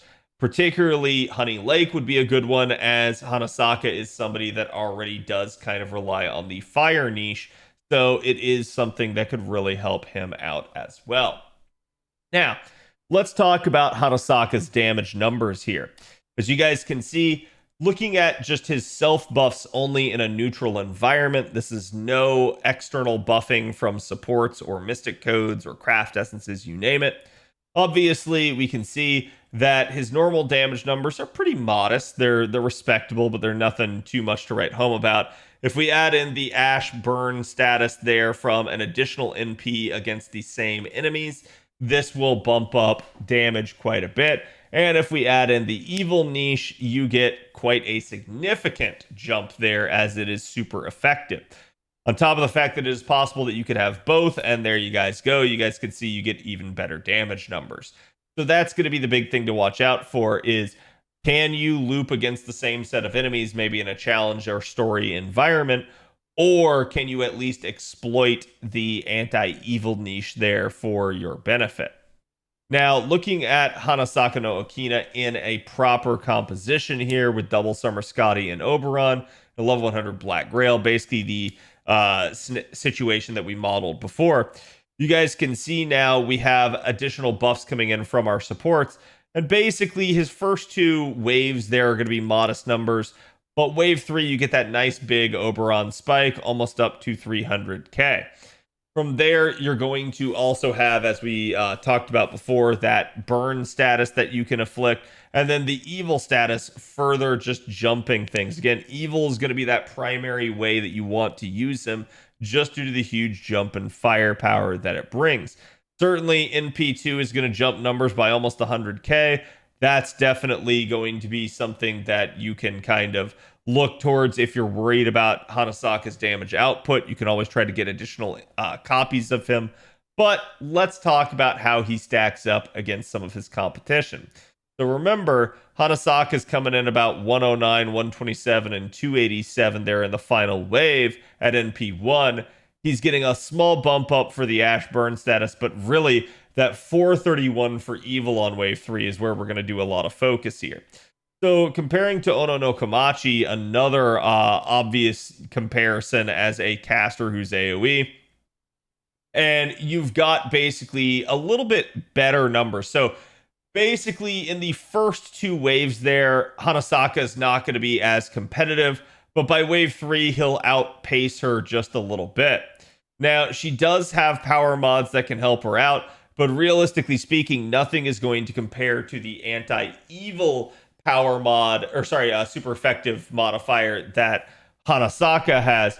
So Hanasaka is going to have a little bit more utility and capability than Komachi did. Comparing to Alice, who is going to be coming out this year on NA, we also see a little bit of interesting numbers here. Now, the top numbers there are just kind of Alice in stage 3 in her normal setup, and then the bottom numbers there with the Forest, City, or Darkness battlefield at play. And you guys can see a little bit of a damage jump up there for that, but really where you're going to be seeing it is the super effective man niche that Alice has, is where she will be competitive and outpace in her field. But otherwise, if it's not in one of those fields, you're going to be looking at Hanasaka actually being the breadwinner here. Comparing to someone like Ask, this is a little bit unfair. Ask is basically the game's best AoE caster at this point, and it's not really much of a contest. Raw numbers, she trounces just about everybody for the caster category. And then essentially in man niche, she jumps up even more. Evil niche, she jumps up even more. And then she does have the capability of combining them for some pretty ludicrous numbers. So if you're somebody that's already relying heavily on Ask, no, you don't necessarily have to roll Hanasaka unless you're trying to make some quick shenanigans happen. Comparing to Daiko Kuten, remember the rats are a 4-star, so it's not necessarily a fair comparison either. But keep in mind, the rats do have super effective earth niche that helps them stand out. And even at NP1, that can be better than Hanasaka's raw output. So just keep that in mind as well. Though at NP5, they basically are going to outpace him. You definitely see a little bit of capability there. And again, the rats are certainly very usable in terms of what their kit can do for the party. Rasputin is a little bit of an odd comparison here, but it's at least interesting to see an arts-based alter ego up front here. The reason for the comparison is again going to be that he is evil and does have at least a foot in the door as an alter ego against some of the cavalry triangle there.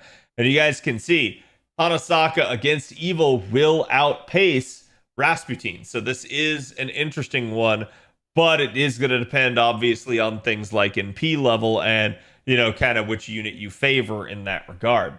And last but not least, the elephant in the room, Tiamat, basically just coming in, kicking the door down and saying, I own this place.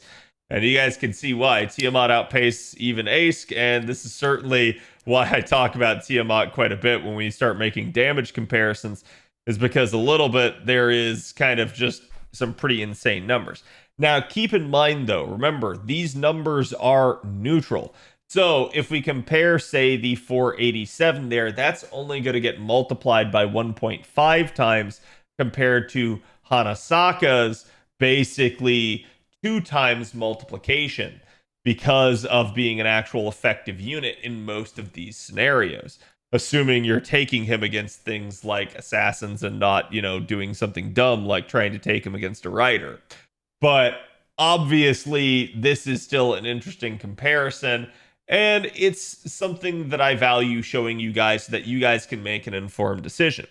So let me know what you guys feel about Hanasaka no Okina, and I will see you guys for the next unit analysis.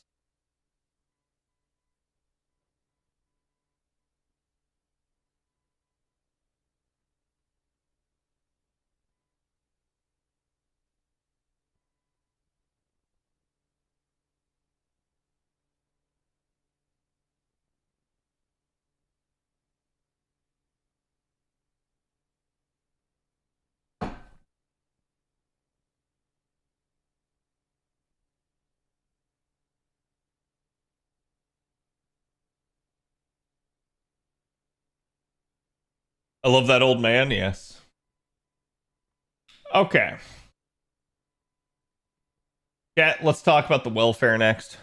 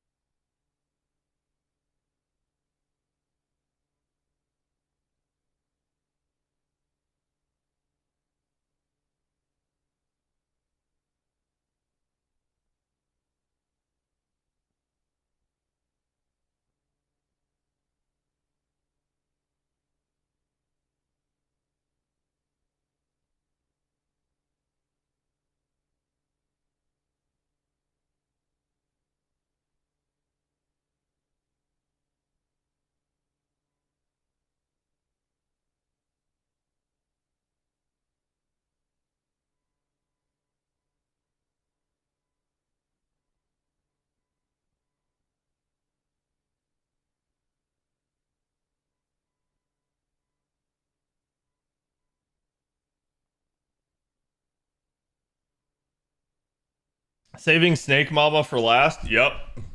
I know that's what you're all really here for.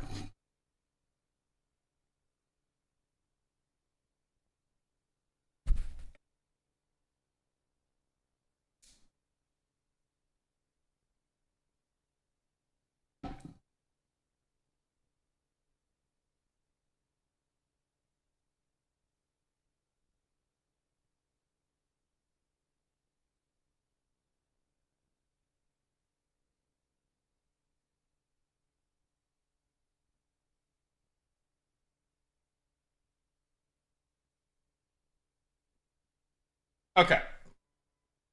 So let's talk now about Flora. Flora is our newest welfare with the flower event currently happening on JP. This is interesting because Flora continues a little bit of a trend of, while we haven't been getting very many welfares, the welfares that we've been getting have been very solid of late. And Flora is very much in that same vein. She is going to be a support alter ego. And we're going to talk a lot about that and why I think it's important that you guys pay attention to her, because she's kind of sneaky good. So, talking about Flora's kit here, she has 9.3k attack. This is pretty standard par for the course. It's a solid number for a 4-star and something we'd like to see. HP value, we're looking at about 11.8k. This is not a whole lot. Maybe like to see a little bit more, but it is what it is. Again, it is a 4-star. She is Sky Attribute, has star absorption of 102, which is a little bit higher than the average alter ego amount, and star generation rate of 9.9. She has NP charge attack of 0.59 and NP charge defense of 4%. Now, we'd maybe be a little bit concerned with the NP charge attack rate, but we'll talk about that as we get into the kit. Her death rate is 30%, so it's still above average. Should be a little bit careful with that. And she is the alignment of lawful and good. Her gender is female. She has the basic traits of divine spirit, divinity, goddess servant, humanoid, immune to pigify, non-hominide servant, Roman, normal servant, and weak to Enema Elish. And now we move on to the deck. And the deck is a triple quick deck. In the past, this has been reserved almost exclusively to, obviously, assassins. And it was kind of the hallmark of assassins that they would very frequently be, again, triple quick. But we've seen that evolve very quickly over time as assassins kind of moved away from that. So it's interesting to see another unit kind of coming back to it, and it is not only a alter ego that is quick based, but it's also going to be a support. Now, this does maybe raise some concerns about carding and things, but again, we'll talk about as we talk about the actual skills. Now, having only a single Arts and Buster card there, I think part of that concern is going to be actually forming things like Mighty Chains or NP generation. As you guys can see, the hit counts for all three of the basic cards are at least one above average at 4. And basically, your extra attack there is going to be average at 5. Taking a look at her active skills, she has the ability to grant one ally gut status for 3 turns of up to 3,000 HP. This is not a bad gut skill. It's obviously not like something crazy in that regard, but frankly speaking, 3,000 is just a solid number, and it does give multiple turns of coverage. It's also going to increase one ally's attack for 3 turns by up to 30% and charge her own gauge by 30%. So, interesting to note here that this is both her charge skill and a targeted support skill that will help keep people alive and help them deal more damage. Naturally, you can put this on her herself, but the choice is yours, and I do find that flexibility interesting. Her second skill is going to increase the party's quick performance by 3 turns by 20%. And then the party's critical damage for 3 turns by up to 30%. On top of that, she's going to increase the party's critical damage of quick cards for 3 turns, specifically by 100%. And that is interesting if you start comparing to the likes of things like Scotty. So while you're not getting as much raw carding buffage there, you are getting the buff at the same time on the crit side of things, particularly for quick cards. It's going to also grant the party a buff on attack for 3 turns that charges their own NP gauge by 10% when normal attacking with a quick card. So you are heavily incentivized to use quick cards if Flora's in the party. And that is certainly interesting if you start comparing to things like, again, basically Van Gogh or someone like Summer Tiamat being around. So this is certainly a really interesting way of handling things and definitely marks a little bit of a change in their strategy for quick. And I do like this. I like what they're trying to do here, at least somewhat. Now, with the third skill, this is going to overcharge the party's NP by 1 stage for 1 time for 3 turns. It's going to charge the party's NP gauge by 20% just on activation, and then grant a buff regeneration buff for 3 turns that will overcharge the party's NP by 1 stage 1 time for 3 turns, every turn for 3 turns. So this can stack up, and it's definitely an interesting thing to denote. Basically, in combination with the charges that you're going to get that are unlimited from the second skill, you can see a scenario where units can very quickly get to their NP. They can crit very hard as they do so, and then their NP is going to be overcharged when they get it off. That's really what Flora is going to be about, and we'll talk a little bit more as we get to the NP about that. Now, first, let's look at the passive skills, where you can see she gets additional 20% debuff resistance off of just her raw magic resistance. She has a Divine Core of Flowers that gives her flat 260 extra damage, 20% more debuff resistance, and then buff removal resistance of 20%, which is certainly nice. She has Avatar of Spring that's going to increase the party's healing received by 20% when she is on the field. And Never Ending Bud that grants a self on guts or on death activate buff. That if her guts is activated or she dies, will charge the party's NP gauge by 10%. This is certainly something that is abusable, but it's also something that is definitely useful if she ends up getting rotated out. From here, her last passive is going to be that she increases the party's NP generation rate by 10% if she's on the field, which helps out with one of Quick's kind of issues with it lagging behind the overall NP generation rate of arts cards. Looking at her append skills, obviously things like mana loading are going to help you get to an NP faster. Things like skill reloading are going to help you get her skills back even faster, which may be useful. And then the fourth append is going to increase critical damage. But frankly, in a lot of quick comps now, we actually have the capability of hitting things like the crit cap. So I'm going to say the fourth append is interesting, but maybe not something you necessarily have to go after. Extra attack finesse can certainly help her out in getting to that Noble Phantasm if you're using her as the primary generator for things. And the third skill is Anti-Berserker attack damage aptitude. So thankfully, all of her appends have some decent usefulness, and I'm going to say the choice is yours on this as to what you want to focus on. Keep in mind, this is a welfare, so you will be able to get all of her coins.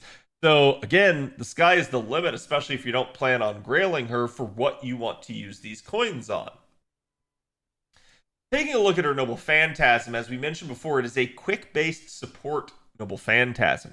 It adds the Heaven Battlefield status to the field for 3 turns, which certainly in and of itself is what it is. It's not really going to have a big effect for Flora, but it is intriguing, at least in the sense that the only other person that really has touched Heaven Battlefield for right now is Dante Alighieri. So we'll have to see if in the future we get a little bit more on that front. From here, it's going to charge the party's gauge by 20%, which is certainly useful, as this will be coming after her Noble Phantasm itself has already used up its charge. So that means she is going to gain the ability to kind of refund herself a little bit there. And it's going to grant the party a buff on attack for 3 turns that charges their own NP gauge by 10% when critical attacking. So now, if you use a quick card, you get 10% charge. If you crit, you get 10% charge. These effects will stack, and you're going to get quite a bit of carding and charging capability. So we see them kind of focusing a little bit more on kind of this carding strategy a little bit for making a composition work. And I do think this is interesting and will actually be decently fluid depending on how you set things up. She's going to recover the party's HP from there. Again, you will have NP5 for her as she is a welfare, so it'll be up to 4,000. And remember, that's going to be even more due to the effect of her Avatar of Spring passive, giving an additional 20% there. So you are basically going to be looking at something in the realm of almost 5k in terms of healing. Definitely a solid thing, especially for someone that might be able to loop their NP a little bit. On top of that, you're going to get a 30 crit star bomb every time she NPs, allowing you to, again, have even more fuel for the engine in effect in order to be able to crit and get more charge. From here, her overcharge effect adds the attack up status to the field for 3 turns that increases the party's attack. It's base 20% and it goes up to a maximum 40%. But it is unique because it is a battlefield effect. That means this buff does not go on individual units. We've seen this a little bit with the grand effects and things like that. And this is something I actually predicted about 2 years ago now, that they would start adding more field effects to the game as a means of shaking up the balance of the game and maybe gimmicks going forward. And we're starting to see that now as we have an actual unit that can buff the battlefield.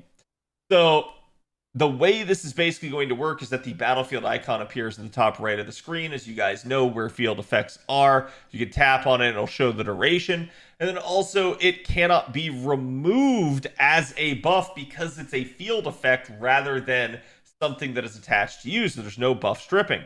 It is stackable and it is not removed even if Flora goes down. So this is a really, really interesting thing that happens, and like I said, I'm not going to be surprised to see this happen even more in the future. So that is Flora's kit. Now, to me, I think again that she has a lot of like interesting uses due to the fact that she will make people crit very hard. She will allow people to card to get to their Noble Phantasm more consistently, and she's really going to help out the usefulness and vitality of quick cards, on top of being what we've already kind of talked about for years, that quick really did lack a lot of sustain in many ways. So you almost have a miniature sort of Merlin-esque NP here due to the fact that it has healing, has party charge instantaneously, has stars instantaneously. So a lot of the same effects that Merlin grants over time, instead just all being front loaded and then having the ability to also add critting and charging from that on the cards on the back end. So I do really like Flora. I think Flora is, as I mentioned before at the beginning of this, sneakily good. Let me know what you guys think about Flora and how you guys see yourself using her. I'll be curious to hear you guys' thoughts, and I will see you guys for the next one. Later.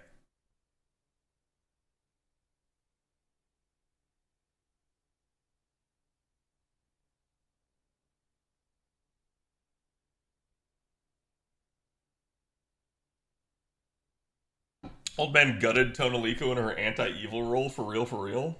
No, he didn't. No! Old man still doesn't outdamage Tonalico in that role. Buster be kind of cracked. Sin Gong has been alerted. Yeah, you can gong her. You can bang the gong. Oh no, one of you didn't. In my playlist.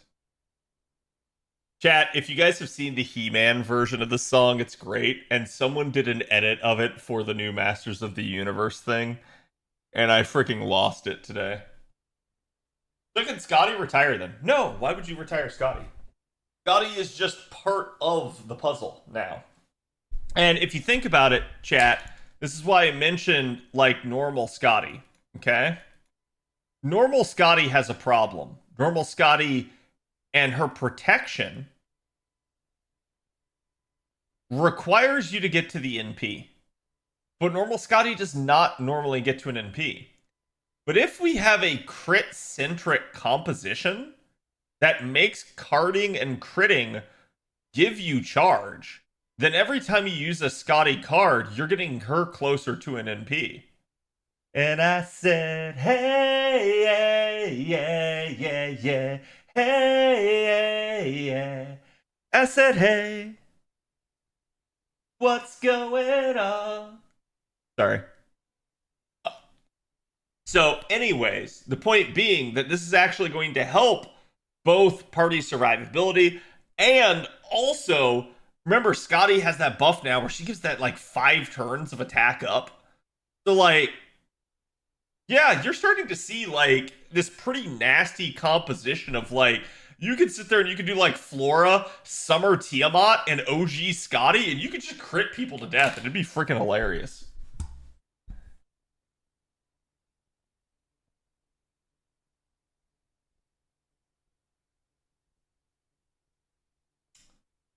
Ugh. Finally, Quick gets something. Yep. Oh my god, do I try? I try all the time in this institution. And he prays.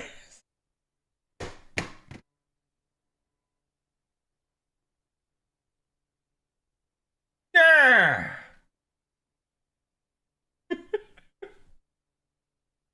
Almost 4K or almost 5K. Yeah, it's 4,800 chat. Is how much she will self heal without additional healing increase effects. Like low key chat, I want to see her with like Maiden Halloween and like Maiden Halloween and just going to town on someone. What's going on?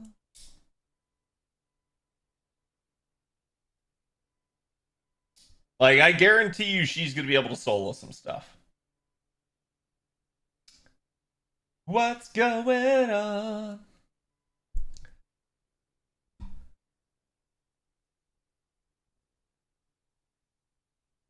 The crit comp be like, I'm support, but... Yeah, exactly.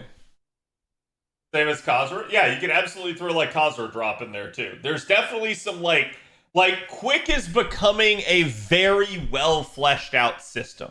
And that's why you guys don't hear me complain about Quick anymore. You're not hearing me saying that they need to fix Quick because they're giving us more options. They're giving us a much more well-rounded card type that has multiple supportive options that can do a bunch of different things. That's how Arts is. That's how Buster is. Quick was not that way for a long time. Let's be honest, Quick was not that way until Summer Tiamat. And now, post-Summer Tiamat, Quick is getting a little bit of a renaissance in that regard. So we're definitely seeing a little bit of an improvement there. I think the big thing that I still want to see that, like, almost like low star Quick support. That's like the last thing that I need them to do, and then Quick to me is pretty much on par with the other card type. I was very surprised she's permanent. Yeah, so let's talk about Hebi Nyobo, aka Omi-san, aka Miss Snake. So Snake Lady here is obviously going to be attractive to people for multiple reasons. I don't really need to talk too much about that. And naturally, when she comes out, there's going to be a whole bunch of people freaking out about her as there were on JP.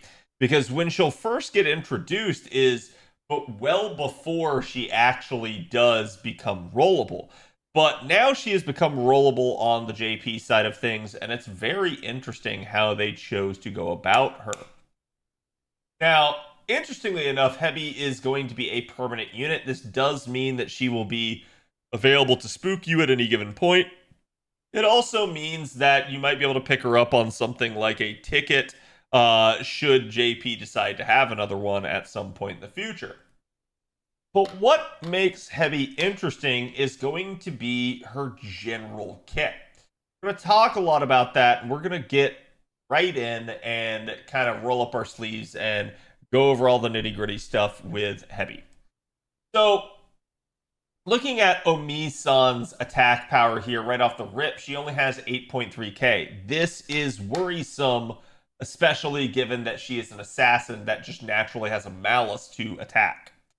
So, on top of that, her HP is only about 12.3k. It certainly could be higher to help offset this, but it's not bad, at least for a 4-star. Her attribute is going to be that she is Earth. Her star absorption level here is going to be 98, a little bit less than assassins have on average, and it's because of the art-centric focus that she kind of has. The star generation rate, however, is going to be 24.5%. And the NP charge attack rate is going to be relatively low at 0.41, but her NP charge defense is going to be high at 4%. Her death rate is also going to be high, so be a little bit careful with her, but frankly speaking, that may be to your benefit depending on how you want to look at things. And her alignment is neutral good. She is female gendered. Her basic traits are that she is an animal characteristic servant. She's demonic, demonic beast servant, dragon, fairy tale servant, humanoid, non-hominidae servant, obstacle maker, serpent, normal servant, Seven Knight servant, and weak to Anima Elish. So she has a whole bunch of stuff and a bunch of things that you can exploit or, buff depending on the circumstances. Her deck here is going to be interesting in the fact that it's double Buster, double Arts. I maybe would have liked to have seen triple Arts, to be honest. This is one of those scenarios where I think a lot of people aren't necessarily going to be using Omi-san as a devoted damage dealer. They're going to be using her as a supportive capacity. So the triple Arts deck might have been valued for that, but it really just depends on how you guys see yourself using her. All of her hit counts are average or better, with the Buster card and extra attack being the average ones, the Arts and Quick cards being above average at 4 hits. Taking a look at her active skills, she's going to increase one ally's attack for 3 turns by up to 30%, their critical damage for 3 turns by up to 50%, and a crit star bomb of 15. So this is an entirely targeted skill, and it doesn't stop here. We can maybe draw some comparisons, obviously, for Omi-san here to Miss Crane, but also maybe even potential things like a little bit like Prince of Lanling, or even, Nero Bride. So there are some interesting comparisons to draw. Her second skill is going to increase one ally's Arts and Buster performance by 30% each, and this is why she has the double Buster cards, basically, in case you want to use this on her as well. So, again, this is a relatively nice targeted steroid, and then it's going to grant one ally NP regeneration buff for 20% for 3 turns. So this is also similar a little bit to, like, Johanna, that basically gives the party this effect. Instead, this is a targeted version of that, which makes a little bit more sense for a 4-star. The third skill is going to charge one ally's NP gauge by 30% in addition to that potential regeneration buff, and grants one ally invincibility for 2 attacks, 3 turns. So this does at least give her some hard survivability if she needs it, and increase one ally's buff removal resistance for 1 time 3 turns by 100%. So this is a very, very nice kit. This gives targeted buff removal resistance, targeted survivability, and targeted charge. Omi-san's entire kit is targetable. And that is amazing because it means that it can be used both on her or on the object of your choosing, on the person that you so want to, carry the composition. And that alone, to me, makes Omi-san good. I've seen some differing opinions on Omi-san overall as a unit, but to me, I looked at this kit and that was my very first initial reaction, is this unit will be useful just based off of these 3 skills. So if you're on the fence about rolling her, right there, that already should tell you that she can be a useful unit for you. Not a gotta have type of unit, but it is somebody that can be utilized effectively depending on the situation. Particularly, buff removal resistance can be a difficult thing to acquire depending on how you handle things. So the fact that we have a permanent unit that has this out there now, where most of the other units have been limited that have it, this is definitely a nice effect. Taking a look at her passive skills, she has a unique presence concealment that has to do with serpents, that is going to increase her critical star generation rate by 8% and critical damage by 8%.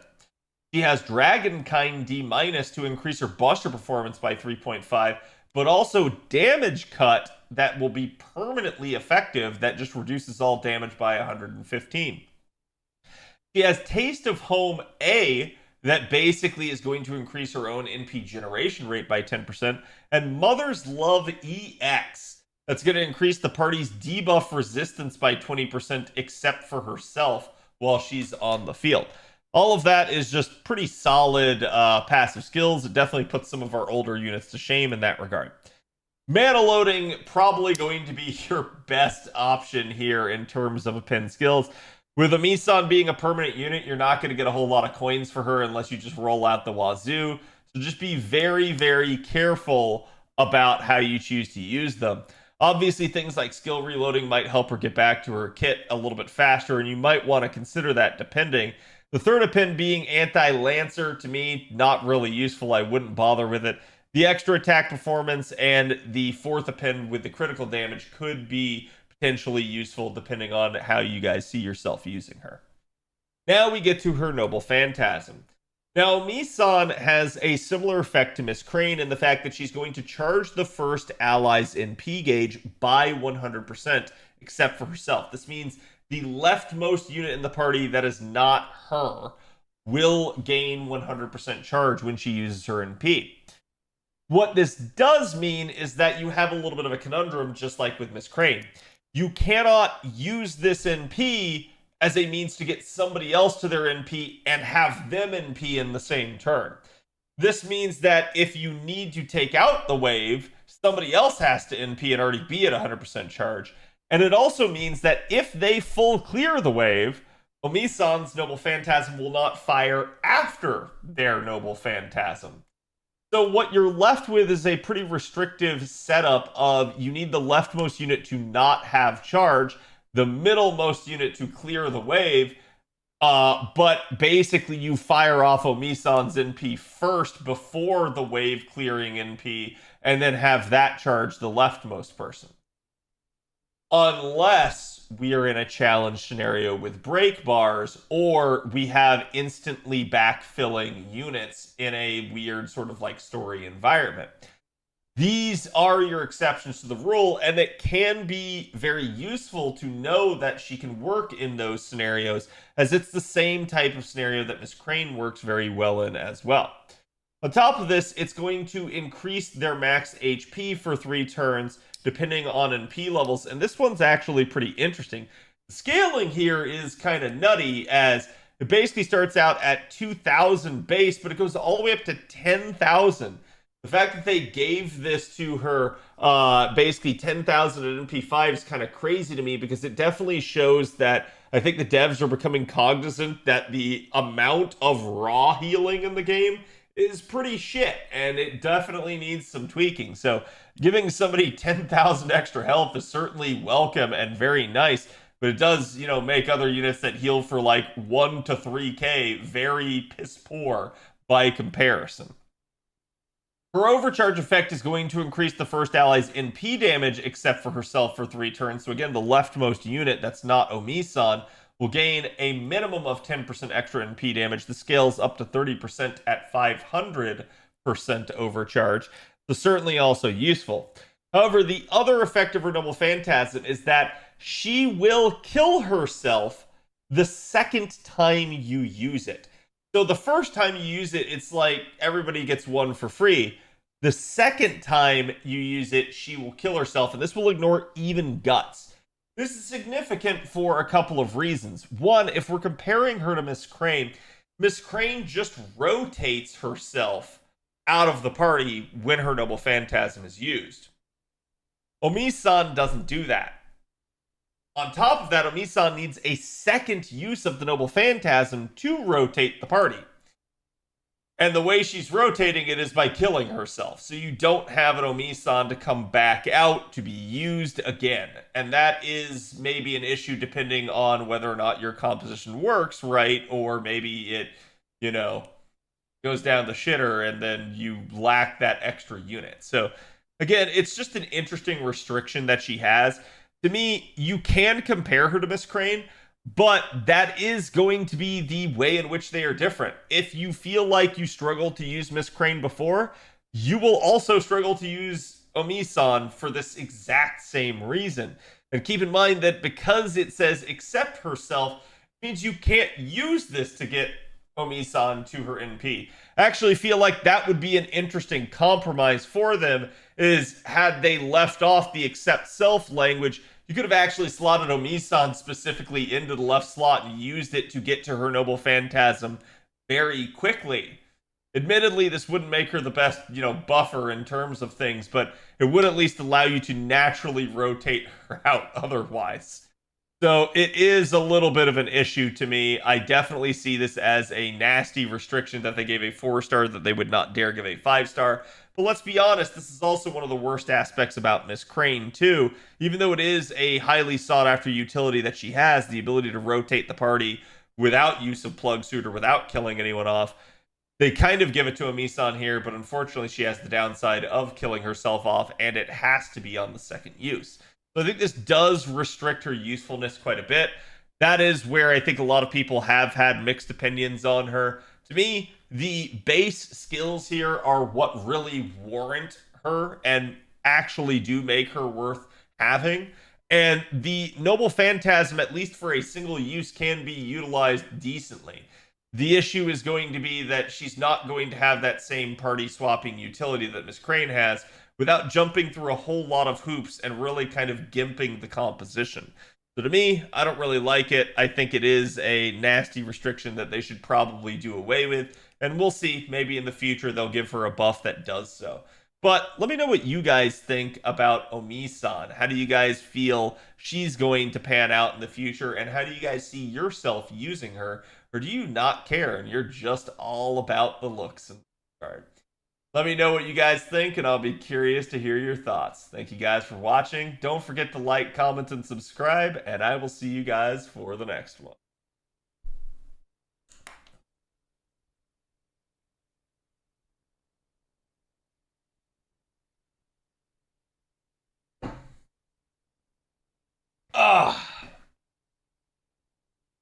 Even then, her buffs are good regulars, less of her MP. That's why I drew that comparison to, like, Prince of Lanling.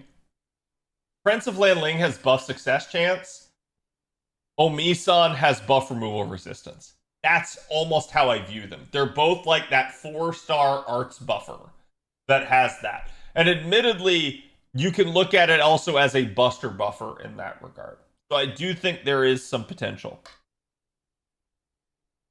When is the CQ for the flower event? I don't know. We have the 90 nodes, so maybe tomorrow. She is nice for arts looping. Yeah, I really don't think she's a bad unit. I like, to a degree, just for the regeneration buff, and again, the buff removal resistance, I kind of want her myself, but I'm not sure I want to roll the banner for her. And the fact that she is permanent does make me go like, okay, we'll see. But let's be honest, chat. We all know why your guys are rolling.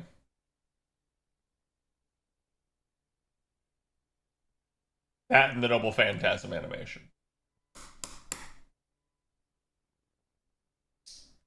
And yes, I was laughing at the He-Man song request. To find it, to find it.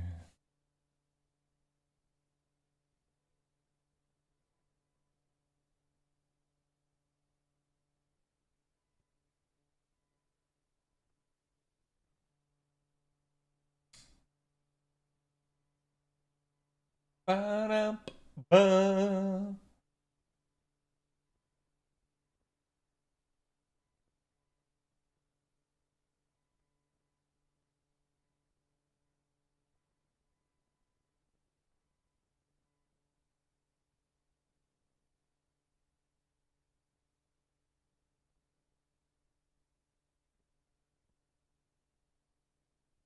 Okay, chat. Since we are kind of in a holding pattern here, and there's not much else going on, I figured I would, for the remainder of stream, up on some Rival. Since we got all of the new stuff covered. And I know it probably didn't last as long as you guys were expecting it to, but I figured, like, why not? Like, let's try to get through it as fast as possible, because I know I'm a little bit late and I wanted to keep the editing down for OKs. Marble Riddles, yes. Yeah, again, I have been really enjoying Rivals lately. It's, to me, there's a whole lot of variety and depth in the game now, and a lot of the, like, FOMO bullshit is not nearly as bad as it had been. A man has to do what a man has to do. Yeah. There's definitely some other games I want to be able to play with you guys coming up here. So we'll definitely talk about that as well soon. I think I need a couple more hours for free Invisible Woman skin from the drops. Oh, that's a good point. Hold on, chat. It's gonna... I know the screen's bricked. Don't worry about it.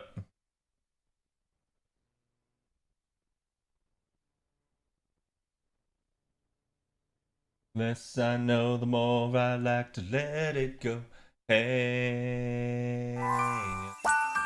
Oh, oh, oh.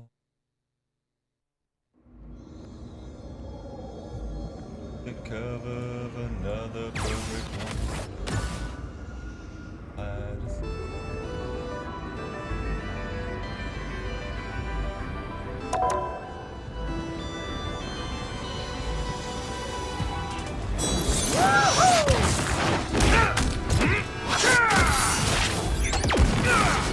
Also, chat, is that like really loud?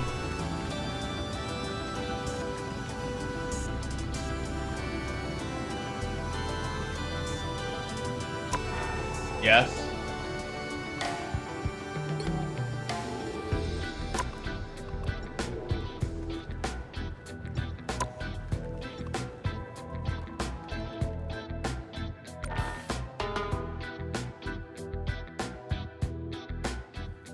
I'll turn it down to the mix some. That way it's not like necessarily louder than me.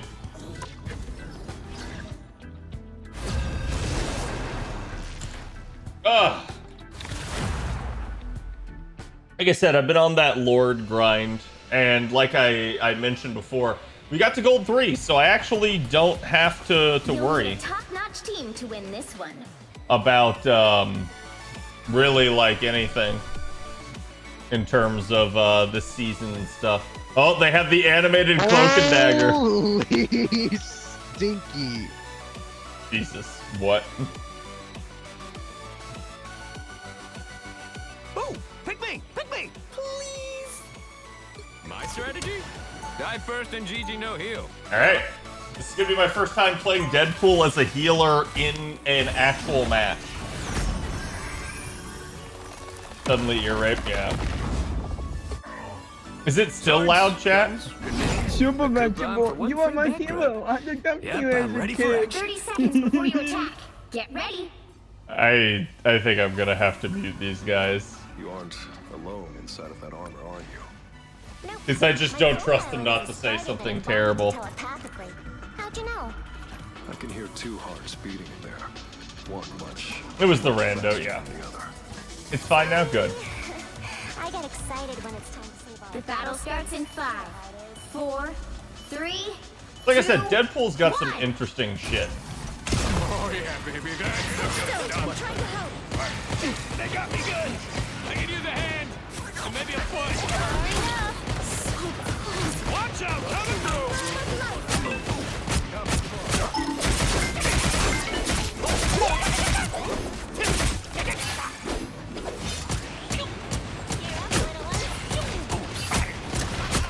Heads up, loser. Waited long enough. Are we doing this? Boom! No skill shot. Here comes Deadpool.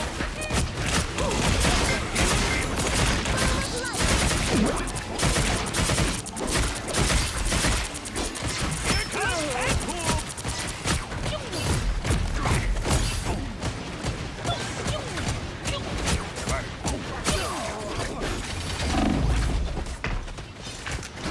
Oh my... Wherever they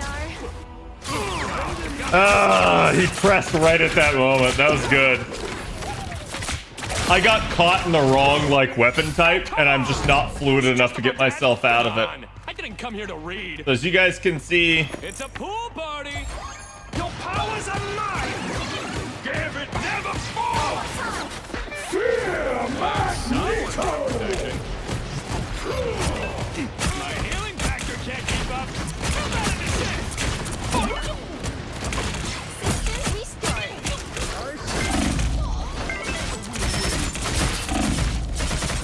Much better.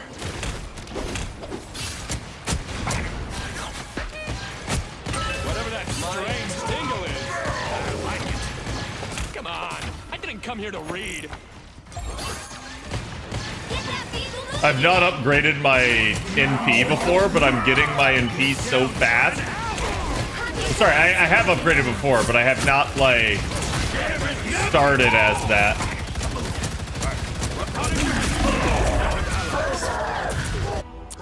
I just got instantly eviscerated the second I tried to pop that. Wood, thank you for the resub, bud. How's it going? Surprised Deadpool is a healer, not pure DPS. He is all three types.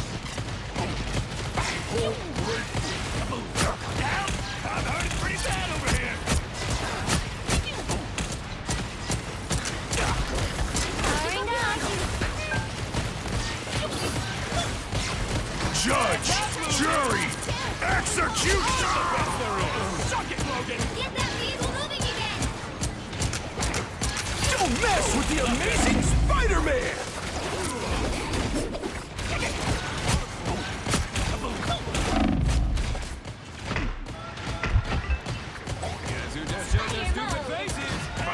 I'm pretty sure I just dodged an actual kill shot. And yeah, he came and got me. Like...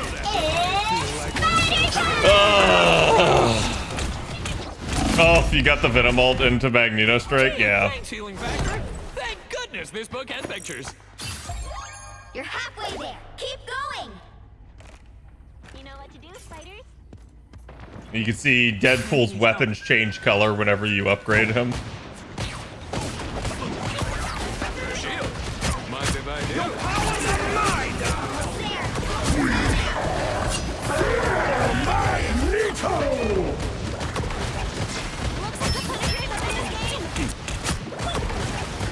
Watch out, coming through! I can't believe I get paid for this.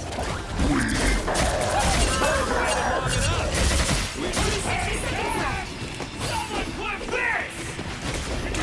Damn it, never fall!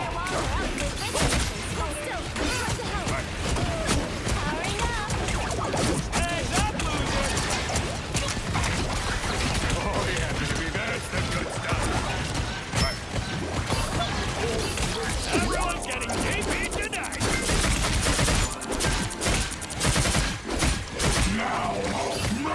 Down to 30 seconds. Damn. Watch out, coming through!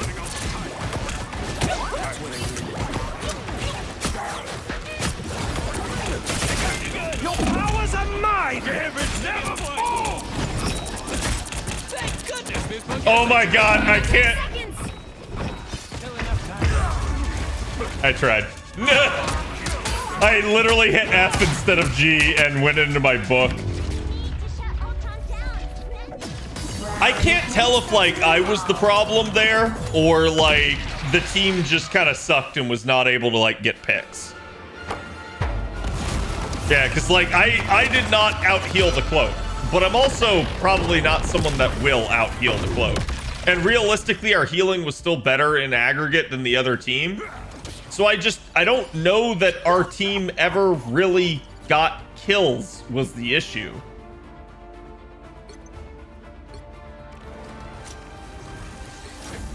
So I can try it again. We can roll it back and see if that actually helps. Your penny was never really in front. To be fair, the penny doesn't always have to be in front. You'll need a top-notch team But to yeah, win it's like this if they're one. never in front, there's maybe some issues there. Oh, okay. With me on the front lines, Okay. can't lose. Okay. You know, unless we can. Fine, I'll play tank pool.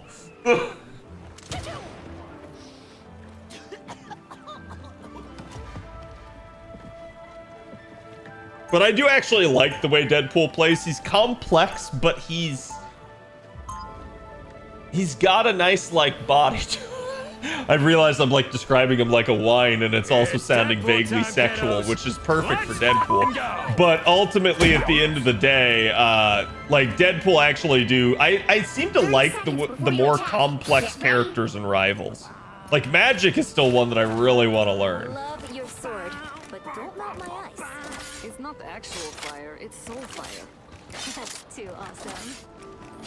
Yeah, basically Deadpool's shit changes depending on what's going on, which actually Bonus HP and healing. The battle starts in 5, 4, 3, 2, 1. All you need to do Yeah, I is think I capture want to the ult mission. in Got it? sword mode on Vanguard. Which means it's probably not, right? You're about to find out. Look who's here.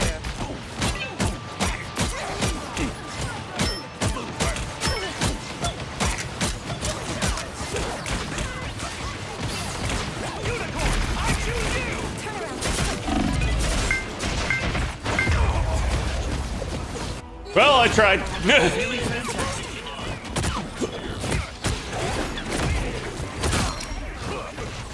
Yeah, this is also not going to be a great. Death on a date.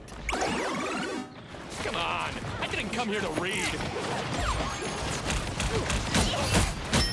Oh yeah, baby, that's the good stuff.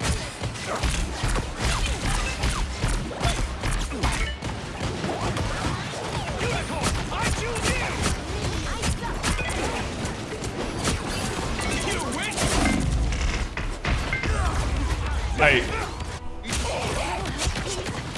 The healers in the back just died? Oh, come on! I was just about to ask death on a date! Dad wants to learn how to play Spider-Man. Spider-Man, I'm gonna be real. Spider-Man is not that hard to play. Because his hitboxes are so fucking patently absurd.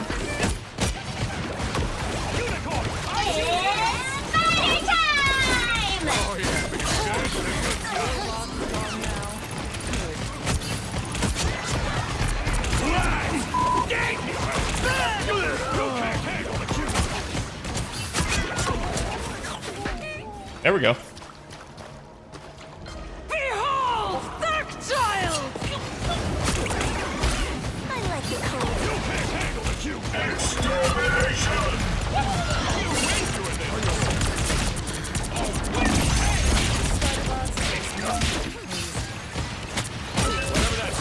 What are you aiming at?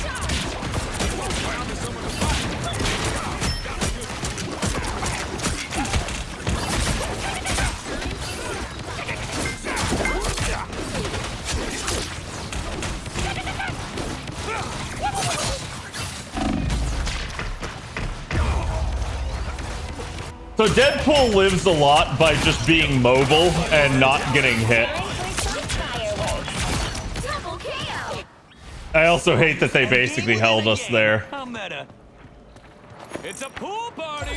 I'm not sure what the in your area buffs do. Might want to look over here. Spider-Man gameplay is hit and run, right? Yeah, basically you swing in, you hit people with a combo, you swing out. He relies, though, on players to not basically play. I couldn't double jump out of there. Penny is actually seemingly a decent counter to Deadpool.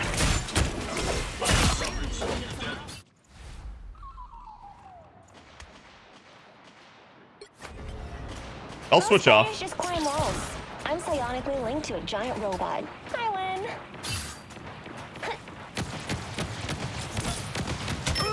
This is gonna hurt.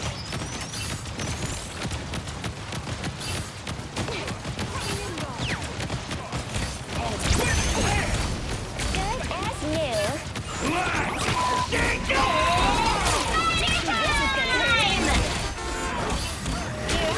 Oh my god, put my fucking thing down! I've got yours.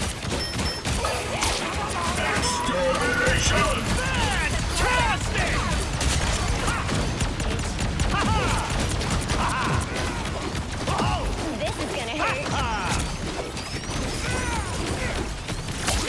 I like the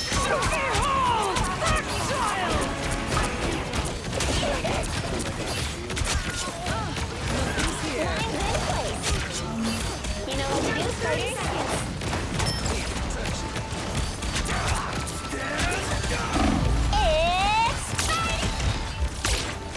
Are you kidding me? I clearly got the ult off, but it counted apparently as an interruption. Wow. There's just not much I can do. Yeah, our magic switched off magic.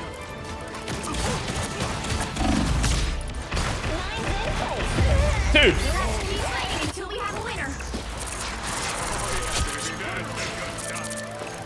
I also just don't think our healers are good. We're back in action. This is gonna hurt. Well, you can't expect to win them all. But yeah, Spider-Man, I'm not going to say it doesn't take skill to play Spider-Man. It does. But Spider-Man is not nearly as bad as like people make it out to be. Spider-Man players want you to think that though. Because I think Spider-Man players often feel like they're glass cannons. And I think that's fair. I think that is a fair assessment that like they can easily get fucked over. But then switch off. Like, if you're getting fucked over, don't play Spider-Man. And I don't see that from people. Instead, I see people that are like, oh, I'm just going to no life Spider-Man, and I'm going to play Spider-Man in every situation, even if it's the worst fucking play. And they do that, and then they want to whine about it. And I'm like, no. Oh, pick me. My strategy? Die first and GG no heal. Duh. This would be interesting. We have a Lord Hawkeye.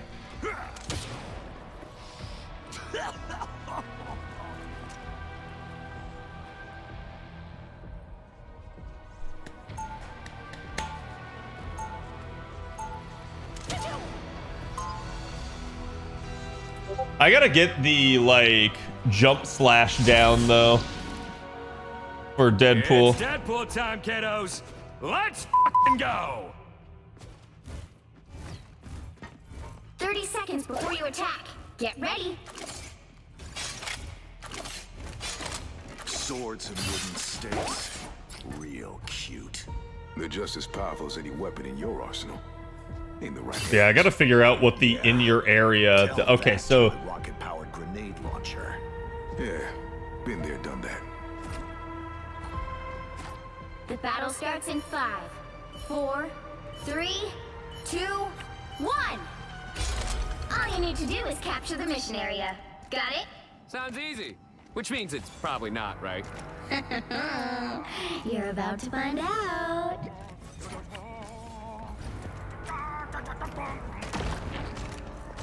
Heads up, bad guys.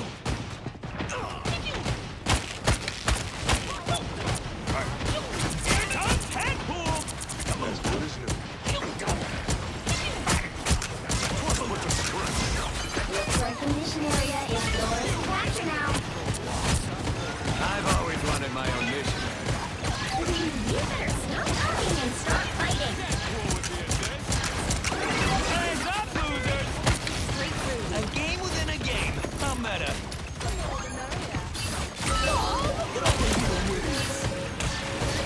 Down! I've heard pretty bad over here. The mission area is yours. Mine? Really? Does that mean I can start redecorating it now? Shut it. The battle isn't over yet. That's the good stuff. Watch out! Coming through! Just out there stupid faces! Deadpool with you, okay, not bad. So I think this does kind of tell me it was just the team last time. It's not due to my incapability of healing on this character.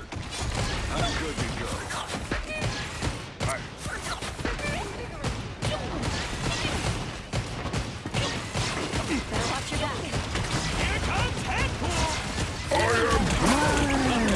Boom! No future! They got me good!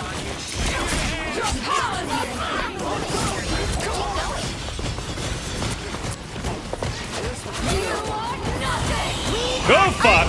Here comes Deadpool!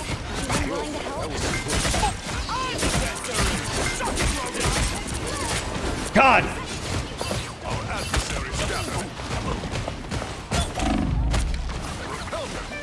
Oh fuck!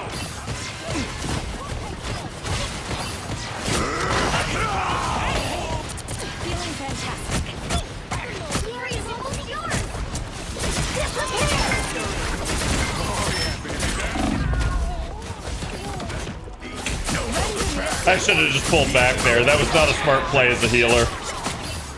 Every once in a while, I notice with Deadpool, I don't play him like a healer, and I do think that gets me in trouble. I'm feeling trigger happy.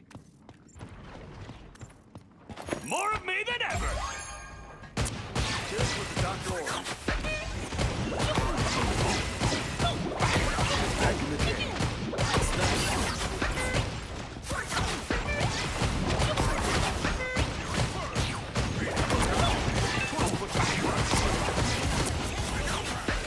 Here they come. I am Asgard's might.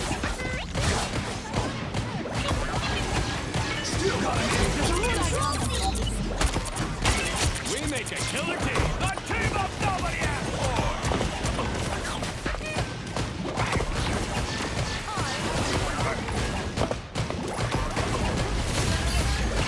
Keep fighting until it's a winner. You doing this or what?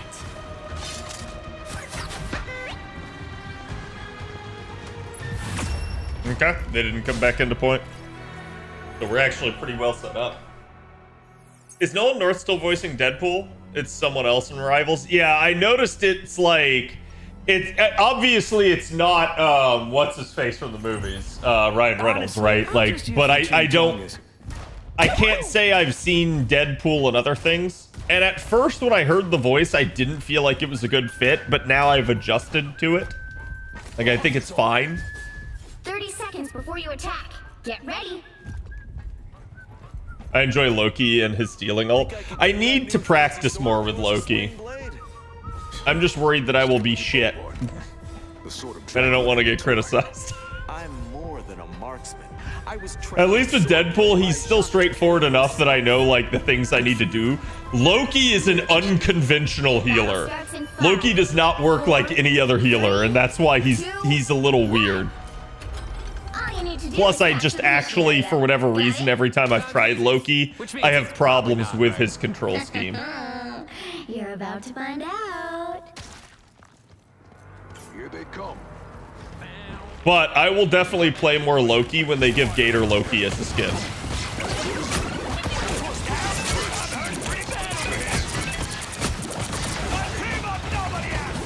Thank God he missed.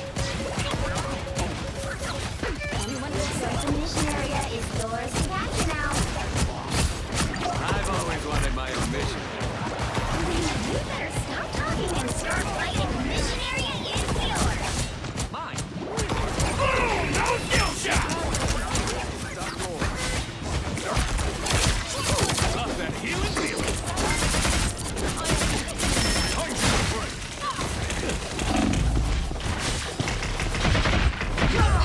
Damn. I haven't determined if like Deadpool's attacks heal himself. My body's fully recovered. I don't think they actually do. Find cover. Time to go full hibachi up in here.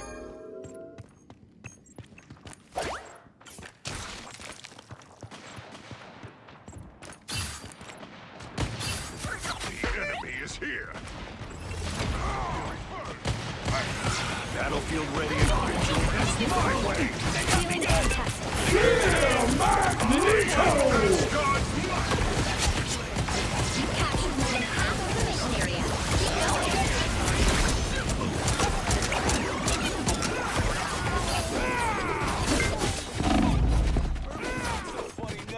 Oh yeah, baby, that's the good stuff.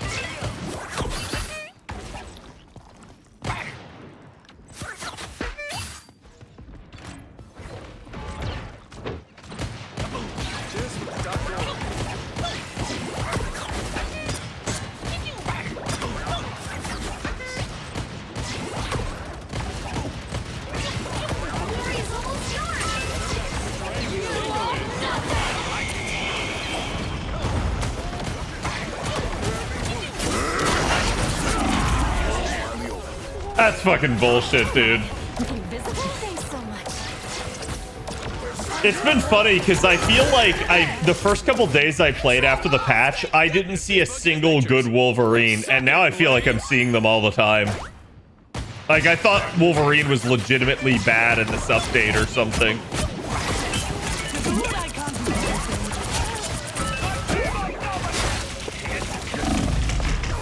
Dude, what the fuck?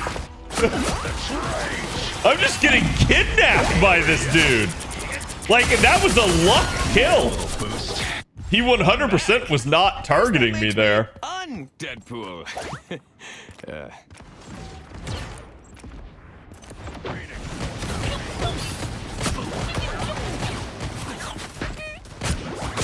I'm good to go.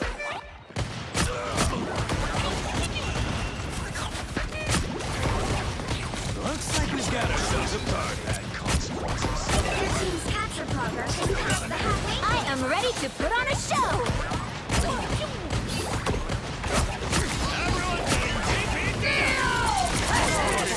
That's the good stuff. Anyone willing to help?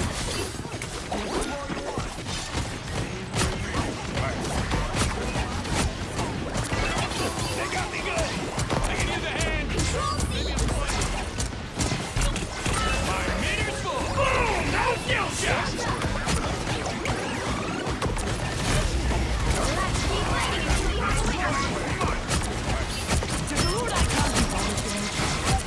Get fucked.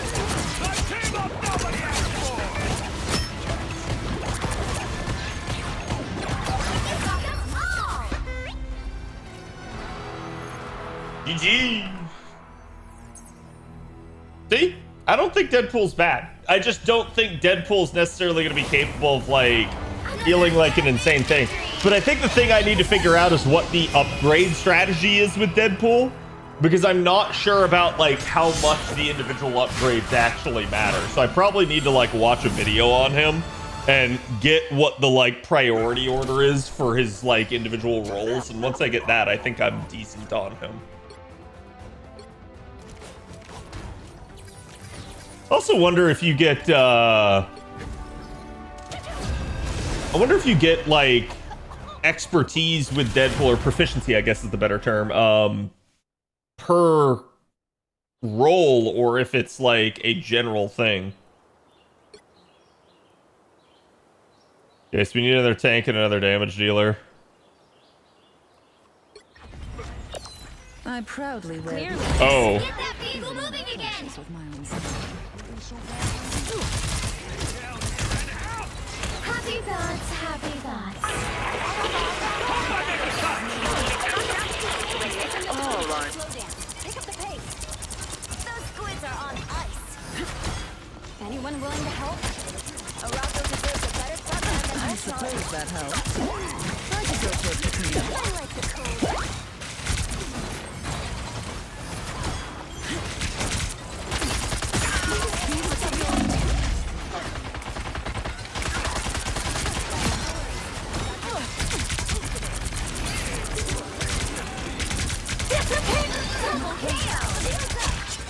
Left click my way to victory, bitches.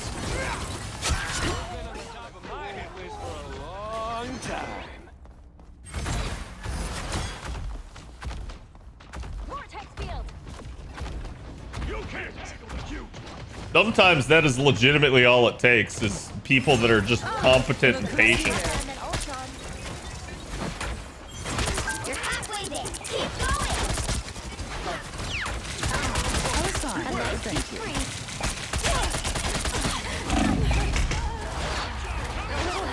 They got walled off, okay. Quark, hello Bob, how's it going?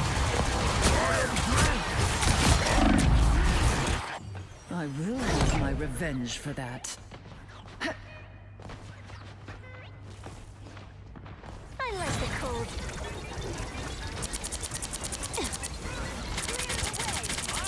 For a king, your honor is lacking.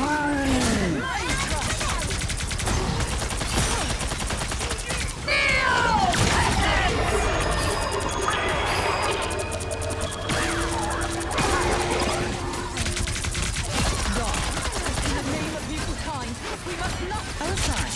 Thank you. We shall not stand Double kill. to the sovereign land. Namor's beasts have been vanquished. We've got to get to the finish line. I suck. Almost there. Don't turn back now.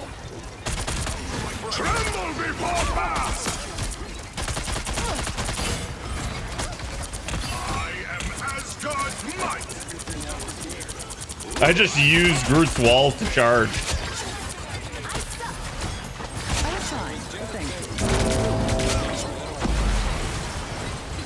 Hope I make the cut! Vehicle reached a checkpoint. Keep up the momentum. I'm sure my team can handle the rest. So much for maximum effort. Get your hands out, 'cause I won't. Look who's here. Okay, I fucked up his jump pattern.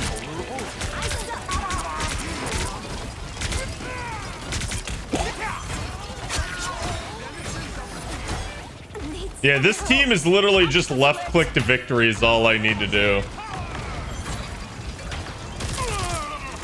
You're halfway there. Keep going.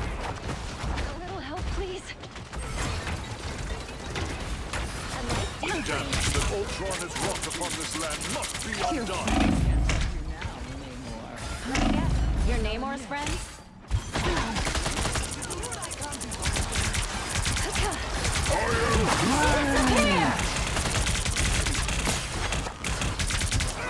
Hope I make the cut!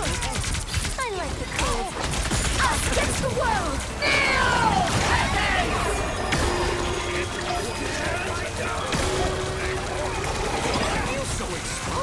Uninvited guests.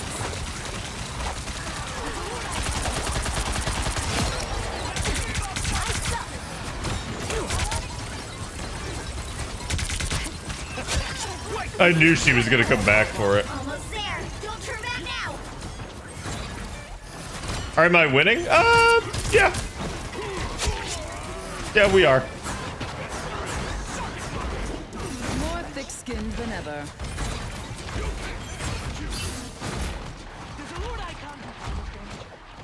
I am Asgard's might! Vehicle reached a checkpoint. Keep up the momentum.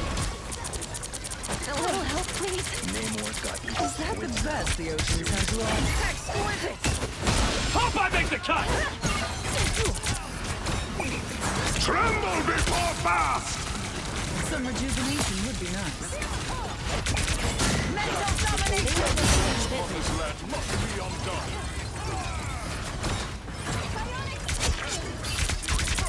They can barely I'm just making the healers' lives a hell. I'm either constantly like shitting on their fucking Groot, or I'm literally just hard fucking their healers themselves.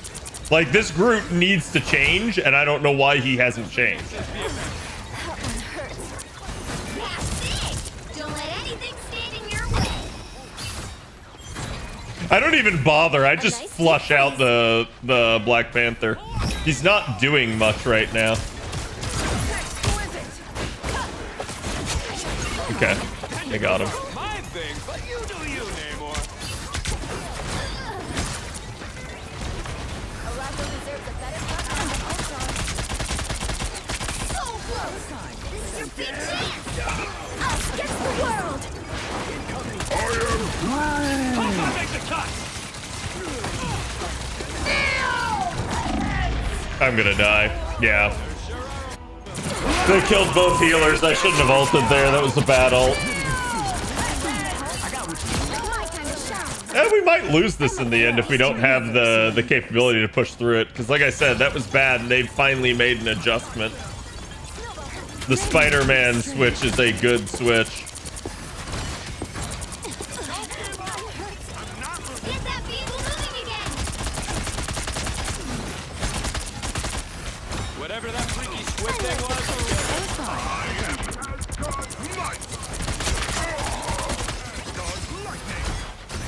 Better watch your back.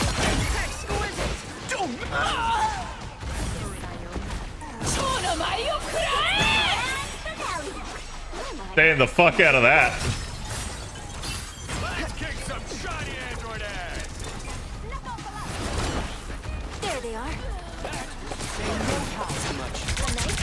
Disappear!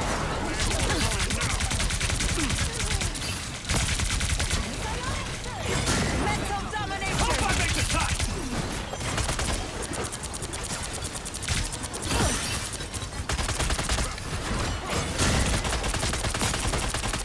How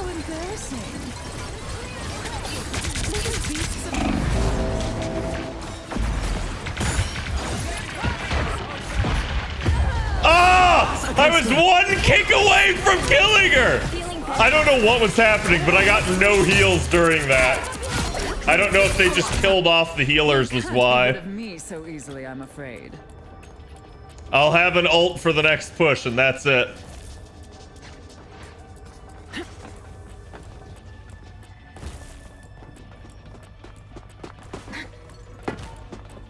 Only 60 seconds left. Get that vehicle moving again. A nice deep You freeze. can barely touch me. Namor keeps strange company. Your back.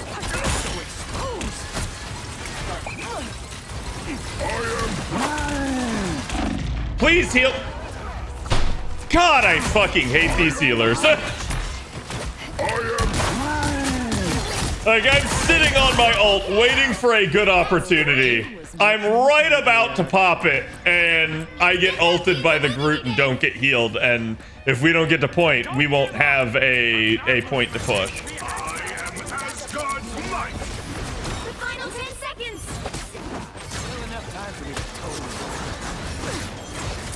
Humankind will not stand idly by. Disappear. With the amazing Spider-Man! Keep fighting until you have a winner. Shields up. I can't do anything when the enemy team just gets to use their ults. Like, am I just supposed to walk in with the Groot walls all up and lead with it and hit no one? Well, you can't expect to win them all. That feels bad. That actually feels bad because we were kicking their ass. And I knew it too when that like first push in failed. We had one other shot there where we got really close and like the healers just died. I know the Spider-Man was doing shit to them, but I guess that's like you're a Lord Emma, you got to be able to like hit the freeze on the Spider-Man. And not saving it for that is kind of absurd to me. And that's one of the reasons, sorry, not Emma, Luna. That's one of the reasons I don't play Luna is because I'm shit at nailing like a Spider-Man or a like Black Panther with a freeze. And I feel like I'm a sitting duck most of the time. Oh, make way for the King of Thieves. Go Gambit. Give myself a change.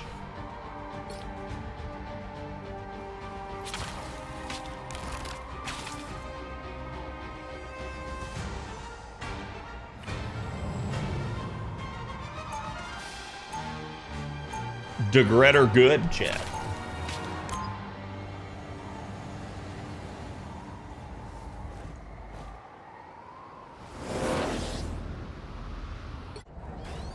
This is almost as fun as pulling a heist. Almost. Almost. 30 seconds before you attack. Get ready. You are Midgard's goddess of squirrels, are you not? Goddess? Me? Heck no. I'm just a girl, and these are just my furry little friends who happen to take my every command. Who happen to take my every The command. battle starts in 5, 4, 3, 2, 1. All you need to do is capture the mission area. Got it? A Lord Bucky named Cad A. Probably not, right? You're about to find out. Random scat. Scattity scat. Random scat. Peanut butter. Guess who just showed their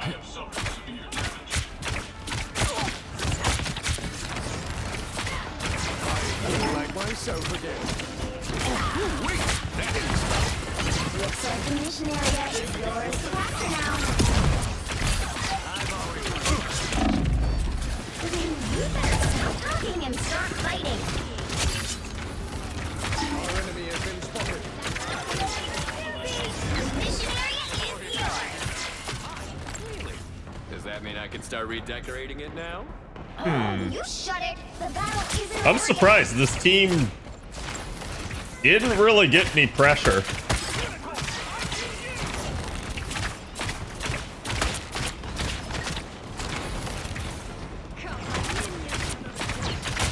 And their Groot is not using walls good.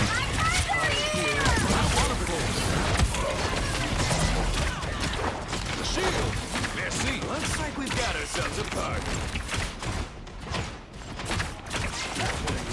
Okay, the Bucky's running flank patrol.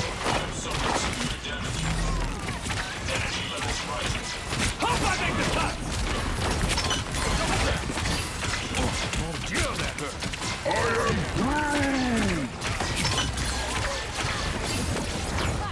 Damn it, never fall. I'm ready to put on a show. You captured more than half of the mission area. Keep going. Not the best Gambit ult I've ever done.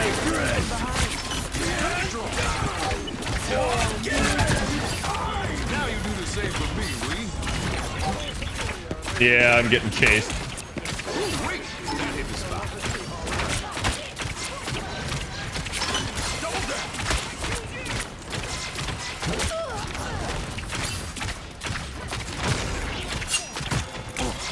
God, I hate that. Glory is almost yours.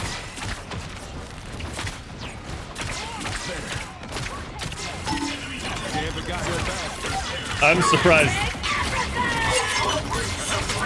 I was about to say. I haven't seen the magic ult either. Got eyes on one of them. Never mind. I didn't expect her to pop out with no health. Gambit's a lot of left click too. Like, you definitely need to use his abilities really well, but a lot of these healers, it's just like, just fucking aim. It's almost as fun as pulling a heist. Almost. That's really all it boils down to.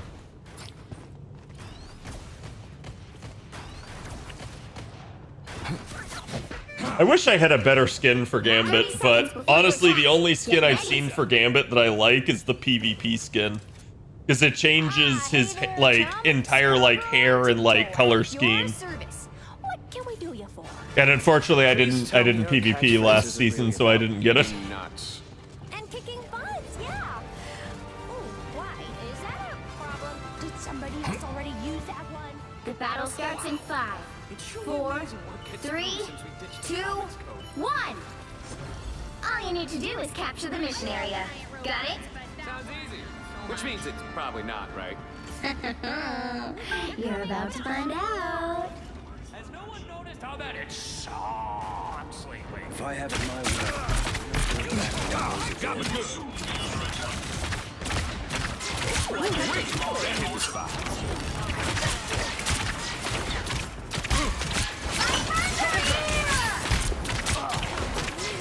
Looks like the mission area is yours. Disappear! They captured the mission area! I don't know how we let them capture the mission area. Sure you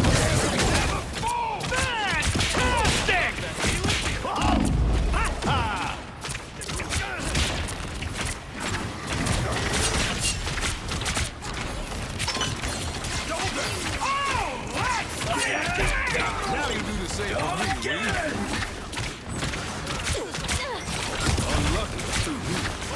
I am ready to put on a show!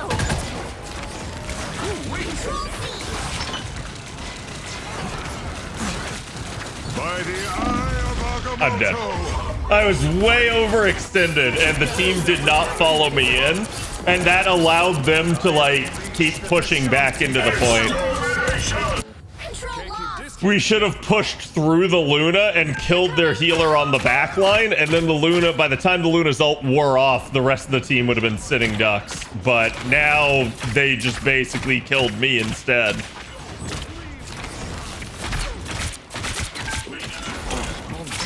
Capture progress has passed the halfway point.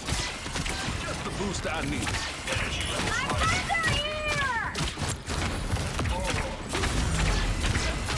Now you do the same for me, Wee. I appreciate you.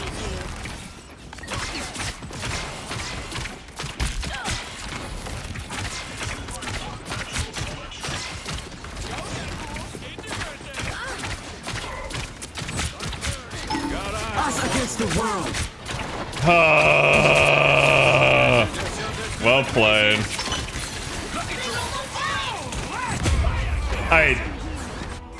Nothing I can fucking do. Feeling a little Cajun today, Kat? No, I'm disappointed because Gambit should be working, but I feel the need to switch. Because basically our Ultron's not enough healing and he really shouldn't be playing Ultron on this map. Now you do the same for me, we. You'll have to keep fighting until we have a winner. They better pop ults. Or Control C's. Disappear. Just the boost I need. By the eye of Agamotto. Gambit never falls!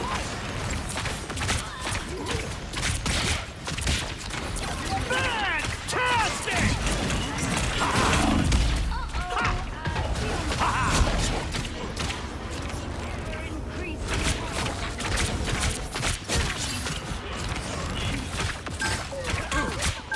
Hey, Ultron! You're a fucking Ultron! Fly the fuck away from him! You have no reason to be in his range in the biggest room on the map! Don't give me the I didn't get healing when I'm running for my own life, because you're a fucking flyer!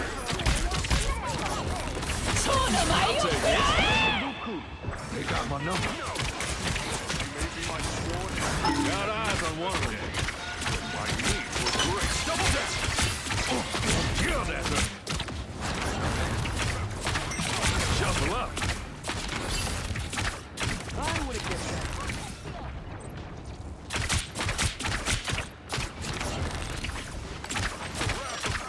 I am ready to put on a show. Yeah, this is a problem.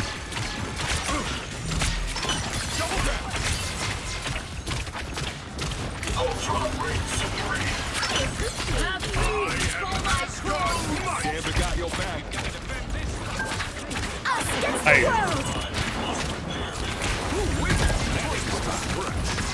These people line of sight you and then ask for a heal when they are like in the weirdest fucking like position possible. There's no way to fucking heal them. And then they're like, hey, I'm flying at like, you know, 70 degrees altitude above you. And then like I ask for a heal when I'm on my deathbed. Yeah, we couldn't get the point. That's sad because we could have won that match, I think, if like basically the tank had gone strange and we teleported in like they did. But now we have another one. The cards always be in my favor. Honestly, the Cloak and Dagger is the better pick here, so I'm glad he switched it because that's what I was gonna switch to. Like, it was basically, we were gonna die if not. Before you attack, get ready. Because this Ultron is not getting very much healing done. An army of minions to do your bidding as well, child. Oh, it's not like that. The squirrels do their own thing. We just At least I don't usually think. agree. It's difficult to tell Crows of Nostrum. with Ultron, because a lot of Ultron's healing is like, it's almost like max HP up in FGO, where you basically, you get shields, and they're temporary, and they fall off, but it counts as All you healing. need to do is capture the mission area. Got it? Sounds easy. Which means it's probably not, right? You're about to find out.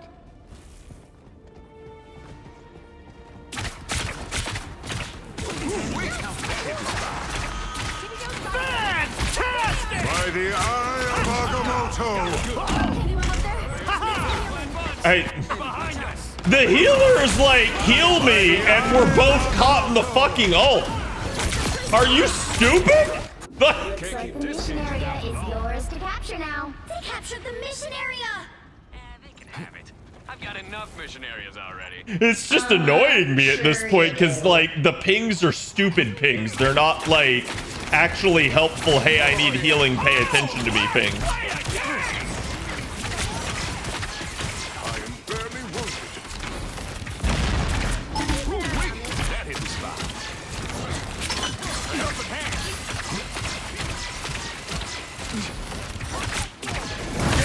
Never fall!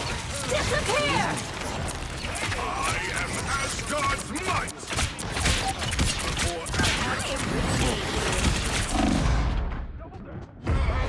God, dude. That whole thing just like the frames dropped out from under me. And I'm sitting there, it's like, oh, do I need to heal? Do I need to heal? No, I'm dead. Now you do the same for me, we. Their team's capture progress. Okay, good. The halfway point. At least the fucking cloaks stayed alive. High five, Pinto. We did it.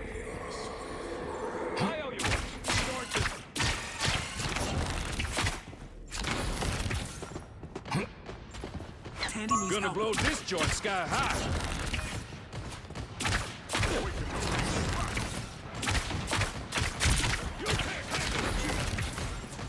Got eyes on one of them.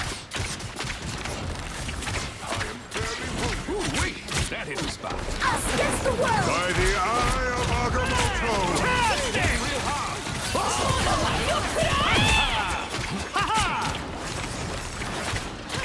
Found me someone to fight. Control lost. I am ready to put on a God show. damn it, dude. I can't do anything to this cloak. I tried, and the game didn't give it to me. Oh, that may have been why I got hit by someone else. You thought you got rid of me? Pas de chance.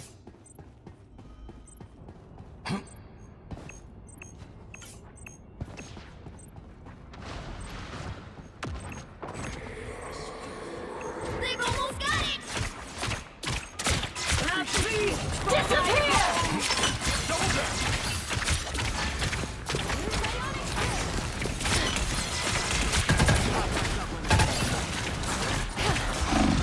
And I'm dead. Like, I know that seemed like a really bad death, but the play there was attempt to burst and heal the people that were there or die. And I was dead either way. Like, at this point, I've been dead so much that my healing is in the tank.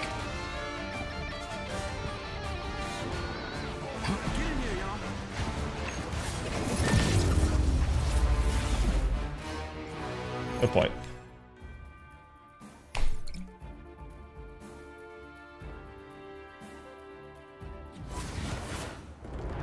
Well, you can't expect to win them all. Oh, they were triple healer. I didn't even realize. Yeah.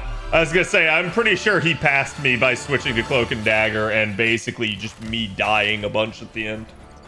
But it be what it be. All right, one more chat.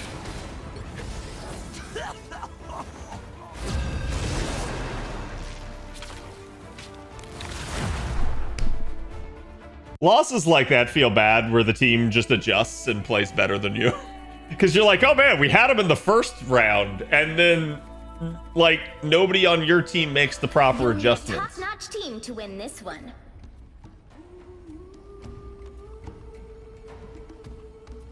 Oh, pick me, please. We are Cloak and Dagger. Okay. We are hope and fear.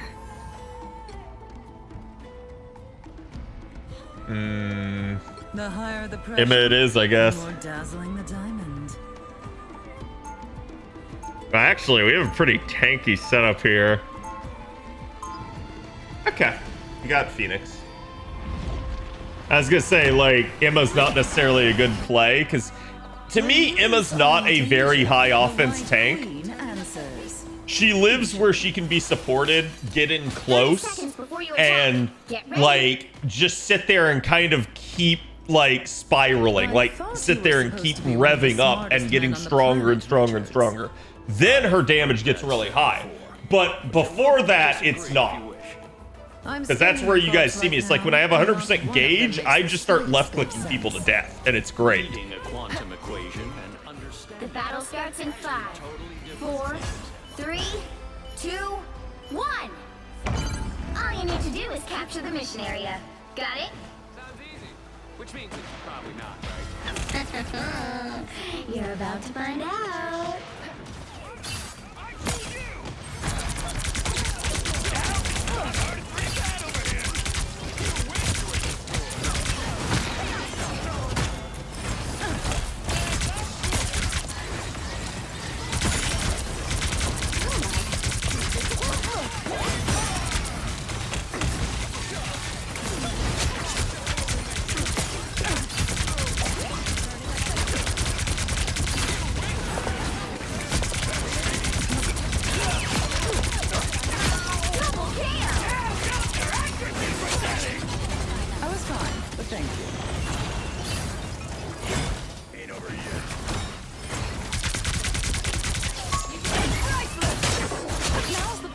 died. I knew the second I grabbed that Adam, he was fucked.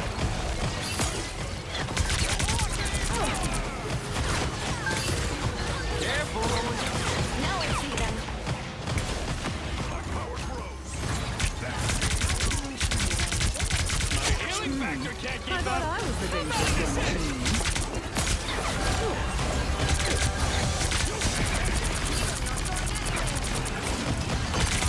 Help get that vehicle to its destination.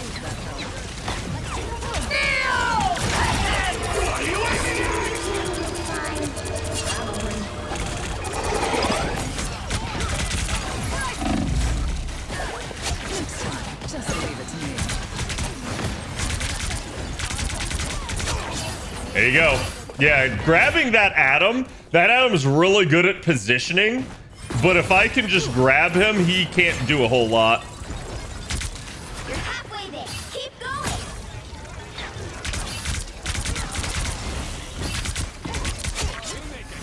That Thor's dumb too. He just keeps diving. I'll turn down that protection.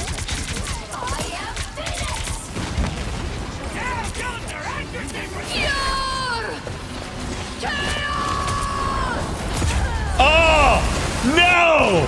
I missed it by that much. Yeah, it was right behind her. If I had gotten it right in front of her, I would have saved everyone. Fuck. The timing on Emma's shield's a little wonky. Get that vehicle moving again.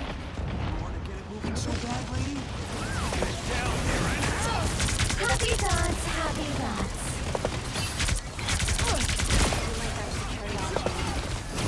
I'm ready to put on a show.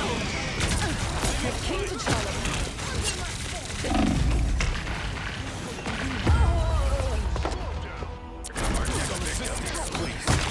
Under my spell. Where'd the team go? Like, I'm going in and the team ran around the corner, hid, and never came back. I understand not dying to the Phoenix ult, but the fact that they never came back is where I'm like, guys, what are you doing? And I can only assume that, like, the Thor basically, like, ran in on him.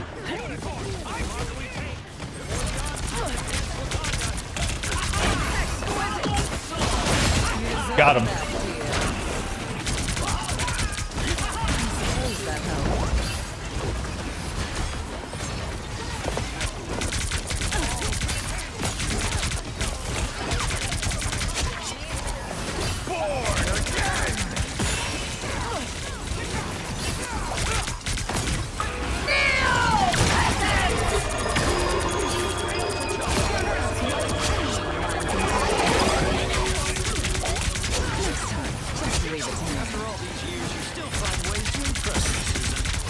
Double KO. This makes us BFFs now.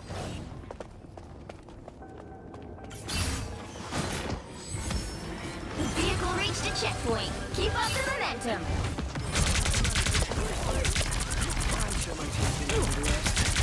So much for maximum effort.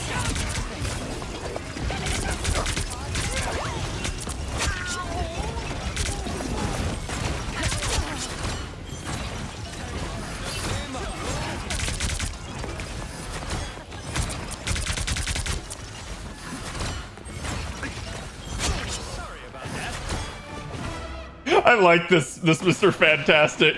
We both just want that fucking Adam dead, and we both know that that Adam is like the key to their entire comp, and we just keep chasing him down and killing him. Some uninvited guests. That's it. Don't let anything stand in your way. Evil control.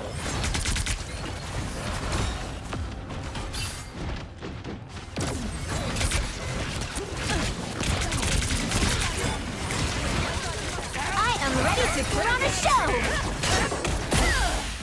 So close. This is your big chance.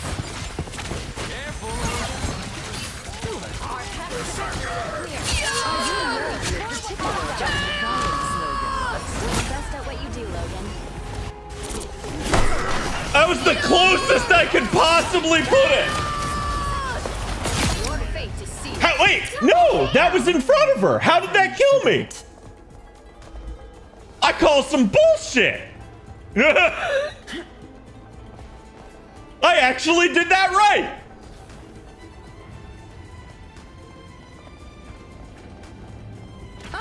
Look who's here. I was fine. Thank you. Problem solved.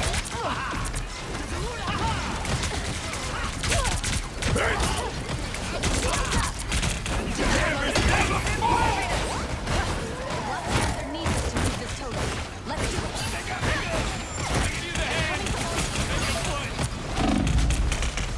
I'm gonna die, dude. I don't know how they did so much damage to me despite never really focusing on me. At least it didn't feel like they were. I also never really got healed the entire fucking time. So I can't tell if it's like basically the healers can't aim, or I was LOS, or they were just oblivious.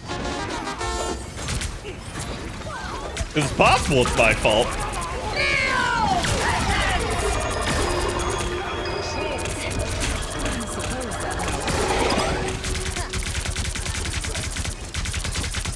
Get that vehicle moving again.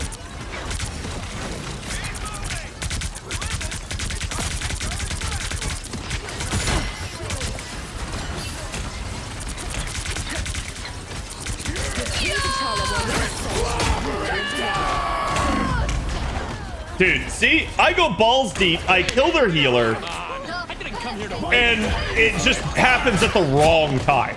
Like, You can't be. and part of with that's me like so battlefield easily. awareness and stuff, but it's like I'm already in, and then the Scarlet Witch is ulting behind me. And that Scarlet Witch just fucking wins every time she does that. Disappear! Also, they've got...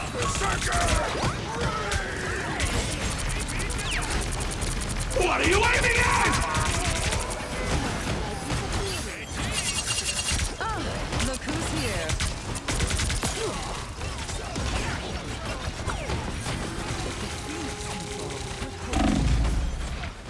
I'm dead. Back to my full glory. Get that vehicle moving again.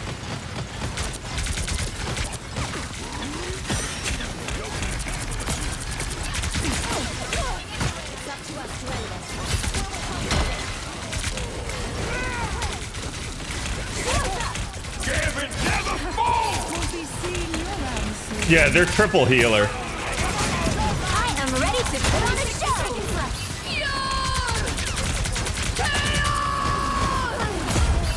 Bro, what is that shit? Embrace the chaos. Like, and I feel like I'm the only one trying to kill her. So much power. Time to use What are you it. aiming at? Down goes their accuracy percentage! Down to 30 seconds. Get that vehicle moving again. My ult's just not doing dick, dude. Together to victory! Final 10 seconds.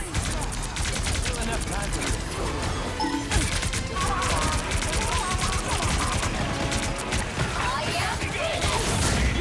Let's keep fighting until we have a winner.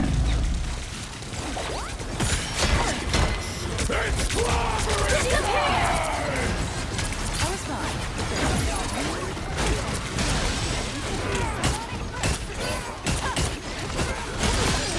Got her.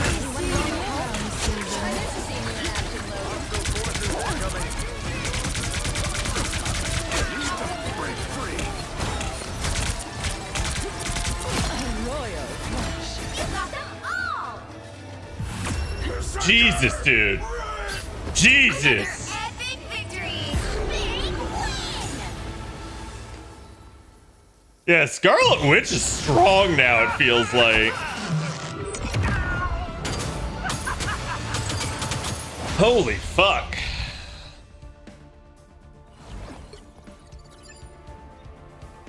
I'm actually surprised the Deadpool got Ace getting out healed, because he died more than the other healer. He wasn't even, like, he was tied for third in final hits. Like, he basically was outstanding in no category. So it's kind of odd to me that the Deadpool got it. I would have thought it would have either gone to the blah blah blah blah blah blah blah to the Invisible Woman, or again to me, heck, even to the Phoenix, I would have thought. But I think part of the issue here was the Wolverine had the most final hits, and it made it weird because basically you had a damage dealer that didn't have as many kills that had the most final hits, and that usually results in some weird stuff. Okay, chat, let me see who all's on. See if there's anybody I recognize.